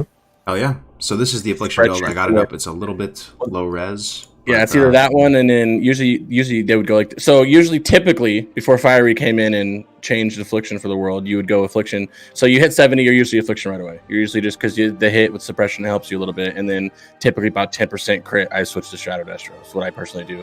But a lot of Warlocks will drop UA, drop Dark Pact, and then switch over and go to SM Ruin. Just because of the crit, once you get a little more crit, that's typically the Affliction build. Like if you are the Affliction lock, that's your build. Until Fiery came up with this build, which is just mind-blowingly. So on Fresh, when you're just newly minted 70, you actually go Affliction. I did not know that. That is cool. You can. I personally, we're going to go over leveling. We can go over that, but you can typically, like say you're doing a, week 1 Kara push, like we did the Rag push or something like that. Affliction is typically what it is. And the thing is, Affliction, even at the 10%, when I switch from Shadow Destro, I'm still barely above Affliction. And the Affliction Zock's not doing anything that Fiery said, so I can't wait to do exactly what Fiery said about Affliction, because that's pretty huge. Yeah, the fact that the dots don't crit isn't as relevant early on, because you're not getting as much crit through your gear. You have the advantage of suppression, giving you a bunch of hit for your Affliction spells, and getting hit capped is still a little bit of a challenge to do as Destro. Like, there's a lot of hit gear, don't get me wrong, but getting efficient hit gear is usually the challenge for a Destro early on when you're gearing up. I actually feel like it's pretty simple to. It depends. Obviously, it depends on if it's past 2.1 or not because of the hit gems. If the hit gems are in the game, then it's very easy. That certainly makes a difference. If it's not, though, it's rough. Yeah, I'm personally working under the assumption that they're phasing the hit gems. For anyone that is not familiar with TBC, a big difference in gearing is that you get gem slots on your gear, which allows you to customize them. You can put spell power in them, you can put crit in them, stamina, spell penetration, all kinds of different stats. It introduces like a whole new level of gearing in TBC. And in 2.1, which is the Black Temple patch, they added gems that give +5 spell power and +4 spell hit, instead of just the +9 spell power, which you were running before that patch. There's certainly a lot of speculation about how they're going to handle this. If we get them in from the start, that could also change things a bit in terms of how strong these specs are very early on, how you gear. I'm personally speculating, just based on how they handled Classic, that we're not going to get those hit gems until Black Temple releases. I think they're going to be phased until whenever Black Temple comes out. But if that's not the case, that certainly changes things a bit. Yeah, but I agree completely. I don't think, but even in 2.0, it's. I mean, if you're a Warlock and you're in your proper Prebus, you're hit cap pretty much. You're pretty set. It's pretty safe. But that's after you get your tailoring and everything's expensive. So that little middle ground of you still farming your tailoring and not having it, your hit's screwed, as he said. Right. So Affliction is just generally pretty strong early on that. Okay. With the spec, if you were just DPSing a paper dummy, a paper doll, what would the rotation look like? It's got to be a lot more confusing. I'm guessing you're throwing up UA, you're throwing up maybe corruption. Is Immolate worth it? I'm at a loss. Go ahead, Furry. Yeah, so it's definitely more nuanced, and this is probably one of the reasons why it's not as popular on private server. You do have to watch a dot timer and kind of just pay more attention. It's typically going to be you're going to open with Unstable Affliction, and then you're going to cast Corruption immediately afterwards. This allows you to... That means that they're both falling off at the same time, and it kind of smooths your rotation out compared to casting Corruption first and then Unstable Affliction. You want to cast your highest damage dots first, though, and that's what you're doing here. Unstable Affliction and Corruption are your highest damage dots. You're getting them up ASAP. Then you are going to cast Siphon Life, which is going to be DPS increase as long as there's more than 30 seconds left in the fight. And you cast Immolate typically only if you have a Fire Mage. This is at least true in early gearing. In early gearing, you're often going to be running the Frozen Shadow Weave crafted set, which is a crafted tailoring set that gives you a lot of plus shadow spell power. You're often going to use a plus shadow spell power offhand, maybe a plus shadow spell power wand. So Immolate isn't getting as much spell power through your gear. Maybe in tier 5 when you drop a lot of that plus spell power, plus shadow spell power gear. Maybe you start casting Immolate as Affliction, even without the Fire Mage. But typically, I only worry about it if I have the Fire Mage. And then you're going to cast Immolate after your Siphon Life. And then you just focus on keeping those dots up. You're going to spam Shadow Bolt, just like a Destro does, until it's time for you to refresh your dots. You're going to try to work in life taps where you can. You have a little bit of time. If you were to just Shadow Bolt spam, if you were to just Shadow Bolt spam, you typically have a global cooldown that you have to kill, because you'll get a point where you've got 3 seconds left on your dots, and if you cast a Shadow Bolt, then your dots will drop off for at least a second. But if you just life tap instead, then you can recast UA and Corruption and get them up immediately. So there's definitely some nuance. There's definitely a little bit of a learning curve to be totally optimal. So would it be, just generally broad strokes be UA, top of the food chain, Corruption, Immolate, Siphon Life, and then you probably have maybe 2 casts worth of Shadow Bolts or a Shadow Bolt in the tap before you have to start putting stuff back up again? It's definitely more than that. It's going to be usually 4 or 5 Shadow Bolts and then throw in a life tap or something. Okay. Gotcha. Is there another raid spec that we should cover, guys? You would just drop the UA for SM Ruin. That's yeah. There's a Kargoz spec if you want to show it. So for Affliction, we don't really need to cover it in depth. It's literally as you get more crit, you can try swapping instead of UA. You can try running Ruin instead, because Ruin just gets a lot better as you get more crit. When you're getting into tier 5 gear, especially by the time you hit tier 6, you're definitely going to be Ruin.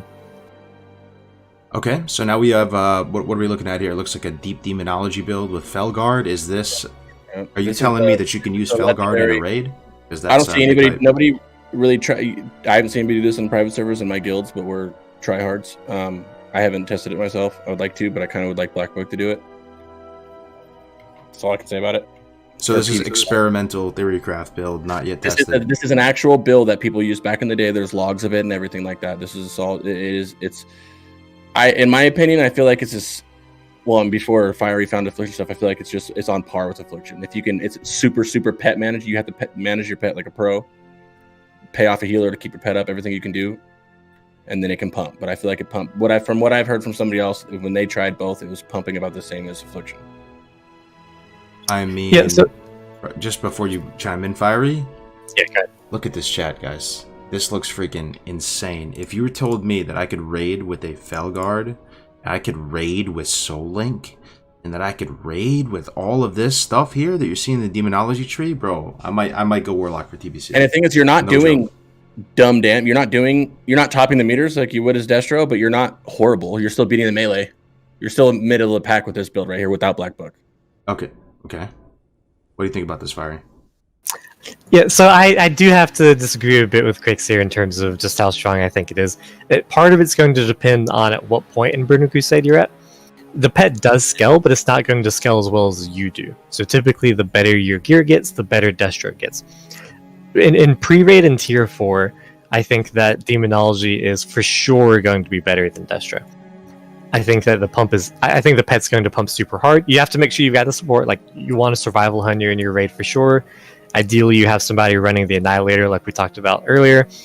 You know, if you have an improved exposed armor rogue, even better, but you're not necessarily going to have a rogue doing that all the time. But the more support you have, certainly the better and better that this gets. And I think the Felguard pumps really hard. I don't actually think that it's going to have much difficulty at all surviving in a raid scenario. It's got basically as much health and as much armor as like a relatively tanky warrior DPS, and it even has the 50% chance of just avoiding all AoE damage. Well, yeah, it has 10k health. I have 10k health. You know what I mean? Yeah, exactly. Avoid it. So you could get away with this though, Fiery? Like, I don't know, man. I'm from the kind of just overall, all things considered spec. This sounds so much fun. I don't know. I think you can not only get away with it, I actually think it's going to be better than Destro a lot of the time. As long as your pet can... I won't know, and I can't wait till we find out. I mean, that's the beauty, is that, like, you know, nothing is necessarily set in stone. Like, all of these specs that we're talking about, they're all perfectly viable. They're all playable. You can choose any of these specs, and like, you're still going to pump. And I think that's the beauty of the Burning Crusade, you know, compared to Classic, where you're forced to be Destro. Everybody's assuming that we're Shadow Bolt spamming, but like, there's so many other things that you can do where you don't need to, and you're not losing out on that much. I just feel like you would feel like such a Chad in the raid, man. If you have Soul Link and you're so beefy like that, then you have this basically this pet that's as strong in terms of armor and health value as, you know, players, and you're just kind of sitting there, and you have sick AoE damage, and the Felguard is blade storming around or cleaving around. It does have blade storm in TBC. Am I tripping? It has a cleave, so your primary target plus one other. It does have it's on a 6-second cooldown as well, so it's pretty strong. So there is some AoE component to it. Yeah, So, okay, I mean, that just sounds so sick on paper, man, that it makes you want to play Warlock in TBC. I don't know. This is a very solid dungeon build. This is a really good dungeon. If people were asking in chat earlier, like, what spec would you use for dungeon spamming, I think this is the spec you would use. Yep, this is what I was suggesting. And you would slap in PvP too, right? Like World PvP with this spec? Who's killing you? Well, if you're going World PvP, which is, I would more go Demo. I would go Felguard with Aff, not Felguard with Destro, probably. Probably, yeah. I would, not probably, I would. That's my... I mean, out of the PvE specs, this has got to be the strongest PvP spec, though, right? I mean, it's not SLSL, but... PvE specs? No, the Affliction build. Affliction, yeah. Okay. Affliction's actually really good because of unstable build you can do.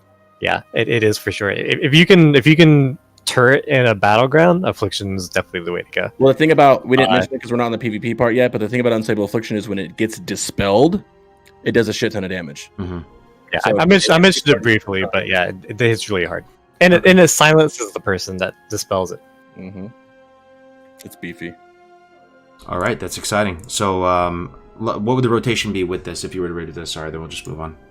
So, you know, if you had this Shadow Bolt spam, I mean, MO Shadow Bolt. Yeah, I've never tried it. Shadow Bolt spam. Watch your pet. Bring him in and out. Yeah, so you would actually still cast Immolate despite not having the improved talents in the Destro tree, you would very possibly cast Corruption. I'd have to think a little bit harder about that, but it's very possible you just cast both dots, and then you're Shadow Ball spamming. A lot of these builds, despite having some variants, like you are still casting Shadow Ball a lot of the time, and then you're watching your pet. You're watching your pet a lot. Okay. Imagine dropping some to try to get improved corruption. Yeah. So actually, drop. Be rough. Yeah. It is definitely possible. So if you're looking at the Destro tree, we have 2 points in Destructive Reach.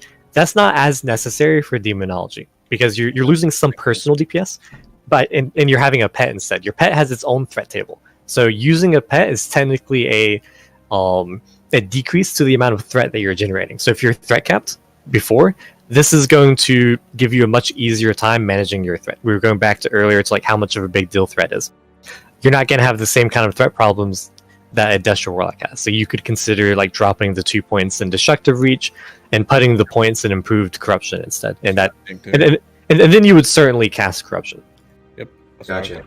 Like Okay, that. well, while we're on the topic, sort of like we're talking about, rating specs and all that, can you give us the light and polite when it comes to itemization in terms of, Crix mentioned again that you're not really going for crit so much, there's got to be certain stat weights and guiding lights here, so. That's your goal is to hit, and you can get it right away. You can get it before you step into Karazhan if you want. You want your hit, and then you're going spell power. I don't focus crit right away. You can get the crit gems if you want, but I just go spell power gems. So what's hit cap for you in TBC? 16%, but you also 16% or 15% if you're Alliance, which is 212 and 202 rating because everything goes by rating, right? Yep. And unless you're Alliance, obviously, because of the Draenei buff, and that's it. But you get the Ellie Shaman, But if you're Destro Lock, you're typically in the Ellie Shaman group, so you don't have to worry about that 3%. And then it's really not a bad. Then it's really easy to get your itemization. But hit is more important than it felt like it was in Classic. You know how in Classic you could not get hit cap, and even if it got to the point where you could, you were just missing out on so much damage. It's like that you pretty much just went for the RNG high roll for the parse. Yeah. These ones are that's your focus is the hit. There's a lot more hit in TBC available for sure. It's so easy to get it too. Okay. Which is pretty feels good because getting like chain resistant in Classic, that's real feels bad. Yeah. That's the itemization. Then when you hit up to T5, Mount Hydral, T6, Mount Hydral, that's when you start getting haste and you start stacking that haste. So hit is what seems like we're all in consensus there. After hit, what is the next one? Spell damage or? Spellfire, yeah. Okay. Spell power crit. And there's crit is... Sorry. Yeah, crit. I just want to step in. Like crit's a good stat, but like we discussed earlier, how much crit you get through your raid, like a whopping 13%. That does a lot to deflate the value of crit. Yeah, if you didn't have access to all of that, then crit would be more valuable. There's a bit of a diminishing return, right? 1% extra. Exactly. Already at fucking 14, Mm-hmm. Okay. Other stats. Let's think. Haste. That's not really much haste gear until later. And is that really helping you as a Warlock? And then it's on like everything. Haste is a god stat for Warlocks, and it's not really available until tier 6 though. So okay, so you're gonna go much of Burning Crusade without access to haste gear. Mm-hmm. Gotcha. That's the light and polite for itemization. Looks like on the PvE side of things. Haste gear, and you get all your haste gems too. All my shit right now is gemmed haste. 5 haste, 5 spell power. Right. So, and you have haste everywhere. It's beautiful.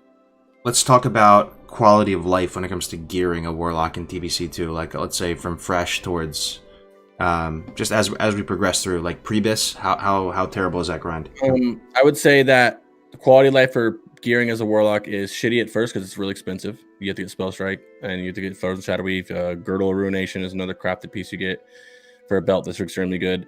Those are really expensive, but the thing is, once you get them, you wear them for a while. You can wear those for. I'm still wearing the Frozen Shadow Weave boots because I choose to in T6 versus something else. Yeah, I was until I got the Hydros boots just now, which is a slight upgrade. I don't even use those. I don't need only because I don't need to hit. Otherwise, I would use. Yeah. Like if I'm not in an Ellie Shaman group, then I'll slap those on. But they're like it's hard. It's not hard. It's a lot of farming. It's expensive. Warlock's the most expensive class, I think. Really? Right there because they also need Spellfire. Yeah, Mage is right up there as well for sure. They're about the same, but it's a grind. It's a shitty grind, but once you get those pieces, those Spell Strike, those Frozen Shadow Wave, you can wear that in the T6. Wait. Spell Strike, Frozen Shadow Wave. These are BOEs, right? You can buy the shit off the auction house, though, right? Spell Strike is head and pants, and it's BOE. You can buy those from the auction house, which is typically what I do. However, it comes with a 2-piece proc for 92 spell power or whatever. You can't get that proc unless you're tailoring. So if you have fat stacks of gold, though, in Classic, Warlock could be seen as like good quality of life. If you have money to spend and you're saving up right now, going into TBC and you can buy this stuff, then maybe it's easy mode. And it's so expensive that, like, on a fresh server, I'll have my tailoring, within a week. I hit, like, I'm 70 with tailoring in a week. Almost nobody else will have it, and you're pumping 40,000 times more than these other people, which is why I was complaining about if there's no gold cap, everybody's going to have their tailoring. It's the big difference of that gold cap conversation. Yeah, you get very, very fast power gains very early on as a caster because of how good our crafted gear is, which isn't really true for a lot of the other classes. Insane. The gear is insane, dude. So if you're rich, it's pretty easy to gear up. Yeah, it is pretty easy to gear as long as you've got money. Yeah, like money or time. It's expensive is what it comes down to. Okay. And if you don't go for this crafted gear, like, you're honestly just not pumping. Yeah. And it's like, huge. So your trinkets are a thing. You have 2 trinkets. You don't trade a lot of trinkets, man. You have Quag's Eye and Icon pre-bis. You use Icon going into for a while. You drop Crags eventually for your DMF trinket. Then you're running your blessings deck and your Icon until you hit. I just replaced it with Chronicle or Blind Seer Eyes. Those are used for a while. Your weapon you're going to use for a while until Mount Hydril, unless you're doing PvP, you can get that one.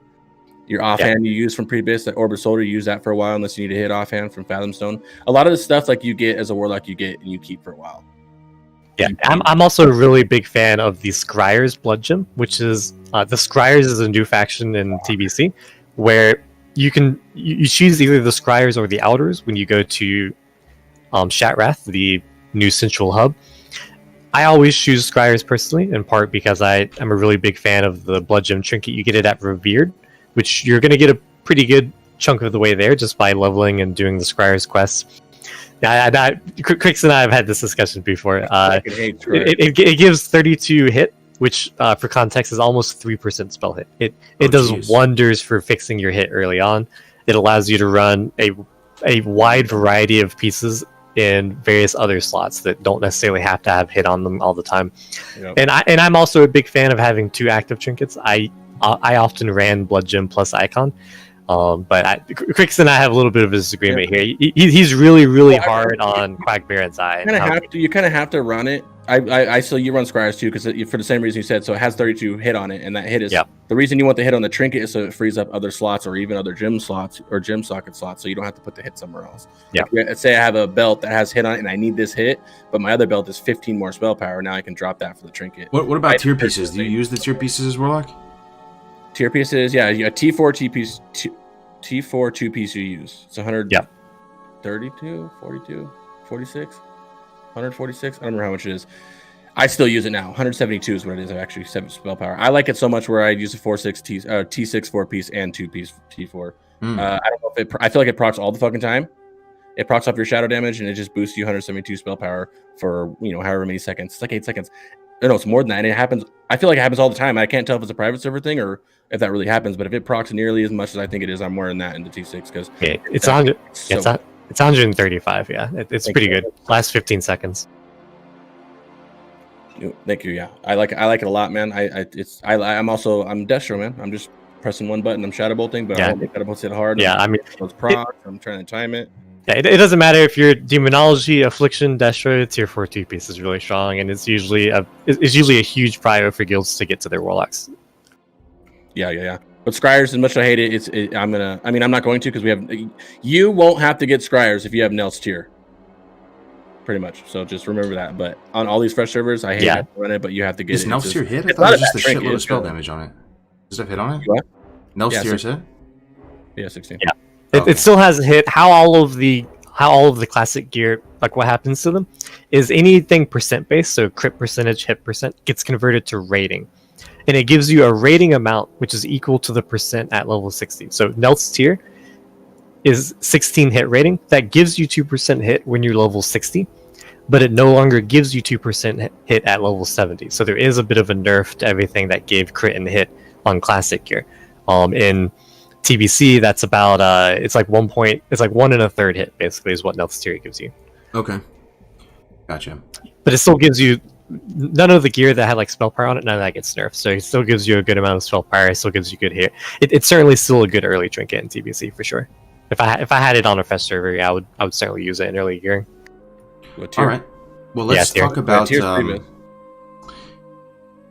your mind for a second, gents, and think about if TBC were to launch tomorrow, and we are making last-minute preparations, and you're gonna play Warlock, and it's gonna be your main, and it's gonna be glorious, and you're gonna do everything that you wished you did the first time over, and you're about to hit the beach, and it's gonna be fresh. How would you level up to 70? Is there anything that stands out strategy-wise, or anything at all that comes to mind that you would recommend for new people to do, or you wish you would have done? I mean, when you hit that 50 level, you can get Felguard. And Felguard, and at first, when I first started playing on these servers, I was like, well, AF Drain Tank. And then someone from my chat was like, yo, try this Felguard spec. And then I tried it, and then I ended up rabbit holing for like 8 hours straight in the middle of Zangarmarsh trying to figure out which one is better. And Felguard, I don't know, Fire, if you tested it, you can speak on it too. Felguard, this spec is just way better than AF Drain Tanking. If you're going single target, you're killing things faster. Mana management isn't as good because you get dark packed with Affliction, but that doesn't matter to me. Duos, obviously, if you're fighting 1v2, it's way better. And then when you go on to mass pulling, if you're mass pulling, 5, 6, 7 people, which you will be when you're leveling, it's going to be better too. It goes better than AF Drain Tanking. And then equating World PvP, Felguard, you get Soul Link. You know what I mean? So it's just, and the charge interrupts. You get so much stuff with the Felguard spec that quality of life is better. And then when you're running dungeons, everything dies. Think about running dungeons as an Affliction lock. Everything dies so fast. You're not going to be able to get a couple dots up. Felguard specs, he's charging in there with the burst, cleaving. He's running back. You're pumping. You're doing everything you can as well. However, I wouldn't run Felguard Demo or Felguard Destro. I'd run Felguard Affliction because you can run Felguard in the Nightfall. Oh, really? Felguard Affliction? No. Not Nightfall. You can run Felguard down too. So the reason with the leveling spec, remember improved Drain Soul in Classic as a Warlock was a really bad talent. The one where you get the last hit, it gives you a little bit of pass it, like it just regens over time. That was reworked. And now it gives you, with 2 points, and it gives you 14% of your mana back right away when you're done, as long as you're drained. That's a huge change, right? I'll actually pull it up. It's so big, I'll pull it up for the stream, man. Dude, the chain pulling on it is as long as you're getting that last little snipe and you're pulling 5 or 6 people, as long as you get the last snipe, you get 14% of your mana back right away. And yeah, your Felguard runs out of mana, but then there's a mana tap talent in Demo. Every time you life tap, it gives you a percentage of your Felguard life tap, or your whatever pet you have out. And you only need 2 points in mana tap for it, or mana feed, or whatever it's called, in order to make your Felguard get almost all of his mana, like 70% of his mana back. Yo, this is what he's talking about, chat. Look at that. Look how sick that is. That right there, that was 50%. I thought it was 40%. That was garbage in Classic. Like, it was trash. It was overtime. That's bread and butter. It made my build, so it made the build so much better when I did it. Because I wasn't running that, because like, oh, it's bad. And then I actually like kind of looked at it and was like, oh, 50%. I like it. And it's nice. The threat obviously doesn't matter. Don't worry about the threat on it, but it's beautiful. It's instant, right? So as soon as you kill him, you get a little burst of mana. Yeah, you're stopping. Like, you know how you're AF Drain tanking and you have to stop to drink a mana? You don't really have to do that here. You have to stop to like get a new pet out because he died. Like, everything's dead. Okay, let me quick 6 second, get a new pet out, or Feldom if you have it. So there might be Warlocks that are spec'd for drain tanking right now in Classic, and your recommendation would be strongly consider leveling with the Felguard, and that is much better quality of life. Yes, you will be completely fine with drain AF tanking. I've done it. My first one was on drain AF tanking the whole way up. You're completely fine. You're safe as shit. The Felguard is just better. It's faster, and plus you need to realistically, as I'm going to go against Fire again, I think Felguard spec, I know it's a rating spec. I don't think it's going to be that huge. I could be wrong, obviously. That might be for me, that's the only time I'm ever going to use a Felguard, is when I'm leveling. Okay. Or dungeons, you know what I mean? That's the How do only you time feel about this, it's your Fire? one taste of a Felguard that you're going to get. You know what I mean? If you're a new Warlock in the TBC, you didn't play one in Classic, choose Felguard, choose it, and then go with it, because that might be the only time you get to use it. Yeah, I'm definitely deferring to Quicksteer. He has far more leveling experience than I do on private server. He's much, much more the private server vet than I am. I will say that like Felguard, I personally leveled as like Drain Tank, and like Drain Tank is still going to be fine. But I can certainly see Felguard being better. But certainly for dungeon spam, which I think is going to be my preferred way to level in Classic, Felguard is going to be really strong. Because what I'm personally envisioning when TBC Classic is like, everybody is like literally everybody and their mother is going to be cramped into Hellfire Peninsula, the very first zone. It's going to be, even with having multiple different like phases, it's going to be bad. I think it's going to be hugely overcrowded. So personally, my plan is to try to run dungeons like as much as humanly possible. Okay, and with that, can I ask kind of a stupid question? Do you think you could tank a normal dungeon with a Felguard? No, someone ripped that probably. He actually holds aggro 1v1 like pretty well, but I don't think he would on like a boss and stuff like that. Okay.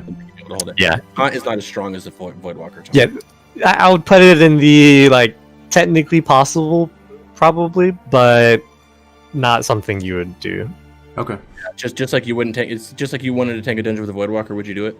No. Right. His taunt's a little stronger, and he has 2 taunts. You know what I mean? Then you still wouldn't try to do it as that. Okay, gotcha. So I like you sharing your strategy that you would want to dungeon cleave up. Would you have a route in mind, Fiery? If you were going to, if TBC was tomorrow, how would you go about the dungeons?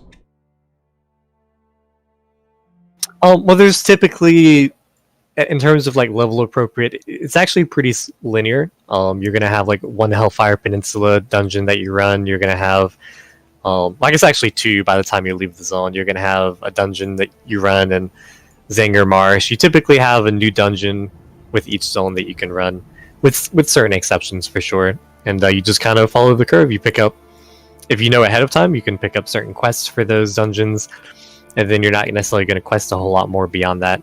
Another advantage of dungeon spamming is going to be any quest that you complete at 70 is going to give you an amount of gold. It converts the experience you would have gotten to gold instead.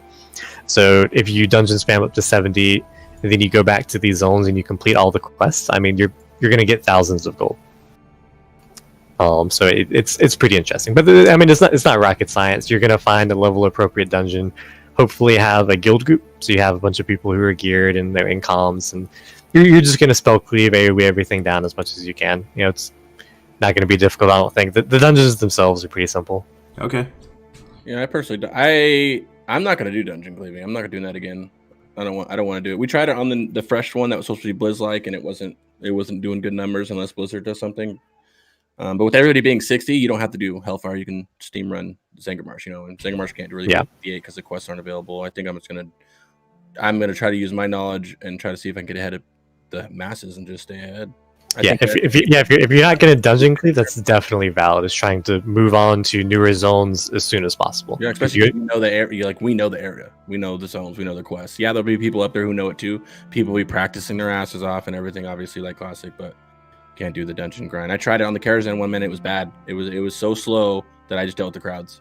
And these these private servers, when they go fresh, are just as chaotic as these Classic servers were when they fresh, you know, because there's no layers. It's just one here, boom, play. You know. What about on the profession front? Let's say if TBC was tomorrow, there's got to be some stuff that maybe sticks out in your mind, like, oh, this is going to be my setup for professions. This is going to be my setup for what gear I'm going to go for first. Anything like that stick out? I linked in both chats a little bit ago. It's a video I did showing your phase 6 BIS compared to your T4 BIS if you're looking at items. But professions, tailoring and leatherworking. Tailoring and leatherworking, yeah. Leatherworking. No gathering. Or no gathering, no. Okay. Why would you gather? True. Okay. That's what you make druid alts for.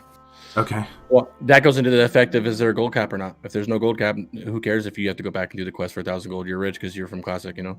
Right, that's fair as well. If there's no gold cap or a small gold cap, then that's where it kind of goes a little bit different. But tailoring is your number one absolute important thing you need to do as a Warlock. And then you need tailoring it in T6 anyway for a robe from Sunfire or Sunwell. So, and then drums is drums, man. It sucks. People are complaining about it already. Let me tell you something. I'm here to tell you it's not that bad. Stop complaining. It's not like engineering. It's cheap to level up, and all you do is press a button once every 2 minutes. There's add-ons and shit that tell you what order you need to go in, and it's just that much. What is it, like 5% haste or something like that? And it's so easy. People are complaining about it, but I promise you guys, I thought the same thing. Fuck, I have to do this, but it's not even that bad, dude. The drums are cheap as shit on the auction house. You just got to get your leatherwork in 350 or 355, and you can buy them off the auction house for 4 gold or whatever, and use them. It's not that bad, man. What about your professions, Fire? Same? It's identical. So I will mention that there are certain benefits to others, like enchanting. You have the ability to enchant your rings. You can put plus 12 spell power on each one of them. You have jewel crafting. Depending on how they choose to phase that, jewel crafting at a certain point in TBC does get bind on pickup gems that you can slot into your gear that are better than gems that you may have access to otherwise. It depends on when those come. If we have, if those BOP gems don't come before like tier 6 with Hyjal, then you'll start getting epic gems, and they're pretty comparable. So it depends. But even with these other professions, if you want to be a sweaty min-maxer, which I'd certainly consider myself to be a sweaty min-maxer, then you can do what I do on private server. You can power level as soon as you've got 2 rings you want to enchant, like 2 pre-raid BIS rings. I power leveled enchanting. I enchanted both of my rings. I dropped the profession, and then I leveled leatherworking. And if the BOP jewel crafting gems were in, I would have leveled jewel crafting, made enough BOP gems to last me basically for the rest of TBC, and then never taken jewel crafting again. I would have dropped it and then gone back to leatherworking. And whenever you get 2 new rings, you can drop leatherworking, pick up enchanting again, re-enchant your rings. There's some certainly some profession min-max that you can do there. Yeah, but, and it's worth doing it too. It really is just enchanting. What rings would you enchant pre-BIS? If you don't mind, I'm going to see what you do. So that's dependent on whether we get hit gems or not. That actually drastically alters your rings. If we don't start with the hit gems, then I use Ashians and Seal of the Exorcist, because I think it's the most efficient sources. They're among the most efficient sources of hit that you can get. Are you rating Classic still to get Ring of the Fallen God? No, I'm not. I may go back to Classic at some point, but just speaking purely in terms, the Ring of the Fallen God is really good. There's some really, really good Classic rings that are as good or even better than some of your pre-raid rings in Burning Crusade, and that's what Crix is talking about here. So I hear you guys keep talking about the hit gems. So it seems like that's a big deal, guys, out in the chat. Keep your eyes on that. Keep your eyes peeled for how that plays out as we get closer to TBC, and it seems like that will affect a good amount. It's pretty much if you get the hit gems, you're gonna put the hit gems in probably every slot or close to it, and then you start wearing other gear that you wore that had hit on it. You stop using that, and you start using gear that has more spell power, more crit. Are there going to be pre-BIS lists and stuff for with hit gems and without hit gems? Is it that dramatic? Yes. I would go so far as to say it completely changes the gear that you use. Outside of you're always going to use your crafted gear. You're always going to use the spell strike. You're always going to use Fudge and Shadow Weave. But all of your off pieces, including your trinkets and everything, it just changes what you use. Gotcha. All right, well, the last big ticket thing we're talking about today is PvP. We'll just be talking about whatever comes to mind, Crix. I know you're very active BG. I always watch you streaming BGs and stuff like that, man. What do you want to say to the people about Warlock PvP? We're the best. We are the best. Not really. I mean, let's go over duels, man. Duels, I'll tell you right now. And I'm trying not to get all egotistic about this. I would say 1v1 as a Warlock, equal gear, equal skill. You could smack everything. Rogues are rough.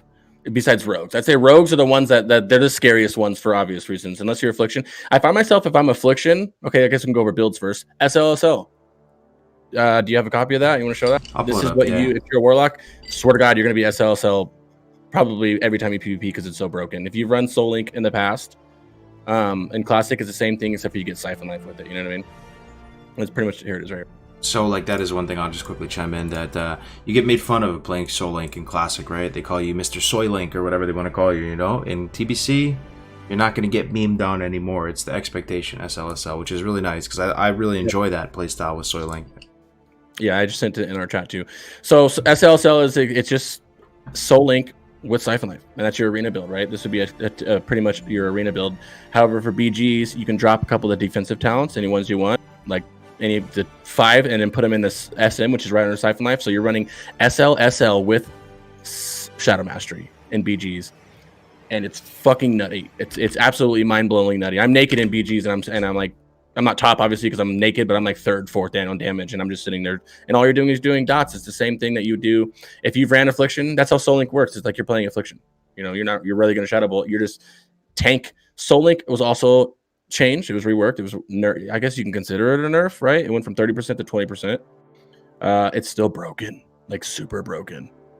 It's if you feel, I don't know, dude. I just go on BGs and look for 1v1s, and warriors can't stand a chance. Sometimes they can. Rogues are just really, really tricky as SLSL, unless you FAP, obviously. But in arena, you can't use anything like that. In arena, it's rogues. Those are your dangerous ones. Here's the thing that I'm concerned about, though.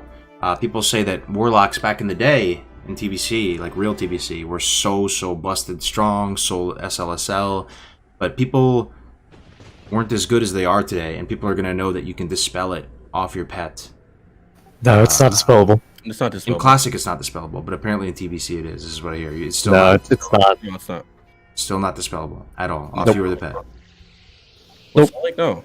If your pet's CC'd, you lose it. Like, if it gets banished, or if your pet is cycloned or something like that, then you do lose Soul Link for the duration that it's CC'd. But So it just regular works just suns, like I'm pretty Classic. sure don't remove it. I think it's specifically being banished or cycloned or something like that.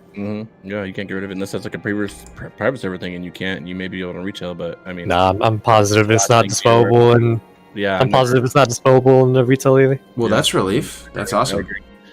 So yeah, that's that. You mean SLSL? You hear it all the time. SLSL bread and butter. You won't be surprised with all the warlocks are doing that.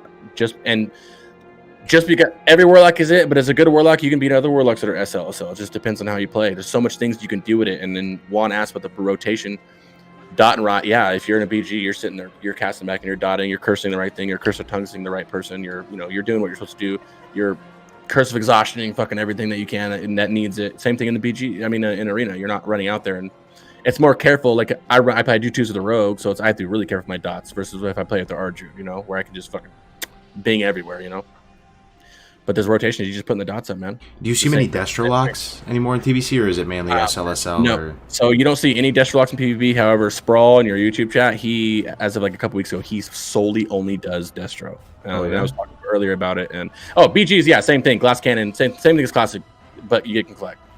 And then he's actually trying to do Arena as Destro, which is kind of nutty. I don't think it's not a good Arena spec. He's trying to make it work. Good luck, brother. But BGs, you're fine as Destro. I could do Destro, BGs with him all the time. He's pumping as Destro, just like you would be in Classic. Obviously, you can do a Felguard spec. I see Felguard a lot in BGs, but you can banish it, so it's like whatever. That's why I don't really care about it. The locks just feels crazy, and nothing makes you feel. I mean, rogue sometimes when you get open up in a rogue, you're kind of like fuck, whatever. But other than that, I mean, disc breeds can be annoying just because they last a long time. Yeah, locks beat druids too. They usually typically try to run away from you, which is they can't get away because of course Druids are a really bad matchup for Warlocks. Yeah, they're probably the second. I'd probably say the second scariest after rogues. Really, a really good warrior can be annoying too. A really good equal skilled, equal geared warrior can be really annoying as well. Just get feared to oblivion though, right? That was druid. Well, and the thing is, melee the Voidwalker, it doesn't do this in Classic, but Voidwalker, your AoE taunt, suffering, whatever it's called, what it does is it reduces the chance for the enemy to hit you by 10% as well when you AoE taunt. And it finds you in stealth if you're stealth. So if you get lucky, you just found a rogue in stealth and he can't hit. He's 10% chance to hit you because of the fucking. And a lot of people don't know that. But when it comes to the warrior, and obviously if you're on a 1v1 with a warrior or a rogue, you're purging buffs on from your Fell Hunter, and they're immediately pulling out your Voidwalker, right? And you're soul linking it, and you're just fighting these melee dudes. AoE taunt, that's 10% less chance to hit, and you got your Fell Dom, you got everything. It just feels like even when you're out of gas, it doesn't feel like you're out of gas as a warlock, unless you're literally like you can't life tap him. You can't even rank 3 life tap. You can down rank life tap to get mana back, then you're kind of screwed. That happens, you know what I mean? Ooh, hunters can be annoying. Open world 1v1, if you give them the distance, so you don't get to jump on them or can't get close to them, they can kind of be annoying, right? Or if there's nowhere to LOS, they can be annoying as well. But yeah, so 90% of the time you have your Fell Hunter out though, right? Not much changes with the in arena. Yeah, 90%. I would probably say 80% of the time, 85% of the time. Because if it's a double melee comp, I use my Fell Hunter to go purge buffs, and then they'll usually kill it, or I'll just hard cast a Voidwalker out way in the beginning after you purge a couple. A lot of times you don't have a Voidwalker out though, because the Fell Hunter is super double DPS teams. Yeah, double DPS teams, no reason to have it. It helps because it gives you stealth detection as well, so you kind of don't want to get rid of it right away. If you see like, your Gladiator arena frames come up and you see a rogue, it's a good point though. Yeah, if you see a double DPS and it's like rogue, exactly. Alley or something like that, you might not. Even... There's two stealth, and there's a stealth macro that you use as a warlock. That one of them you need your Fell Hunter's a fucking king of finding stealth. I'm not even kidding. If me and you were a rogue and you just try to open up on me, half of that time, 50% of the time, you're not going to be able to because my pet found you.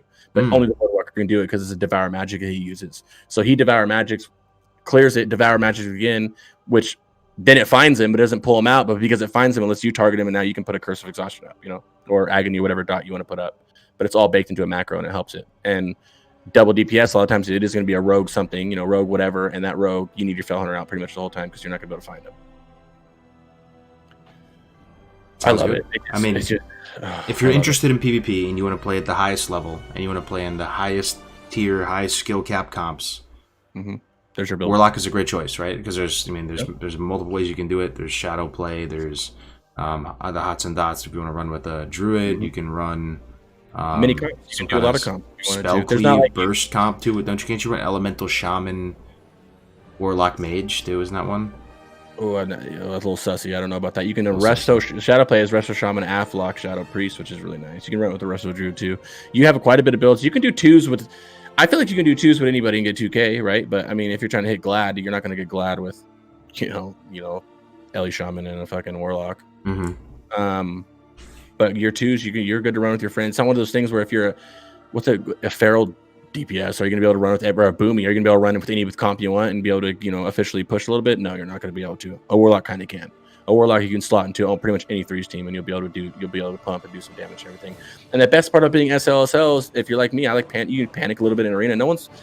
You're not really ever getting targeted unless you're, the target. Like if you're running with a warrior lock, you're going to get targeted. But a lot of times they don't target you in your comps. They'll go after druid, or they're going after the shadow priest, or they're going after shaman, or they're going after whatever else, because they know how tanky you are.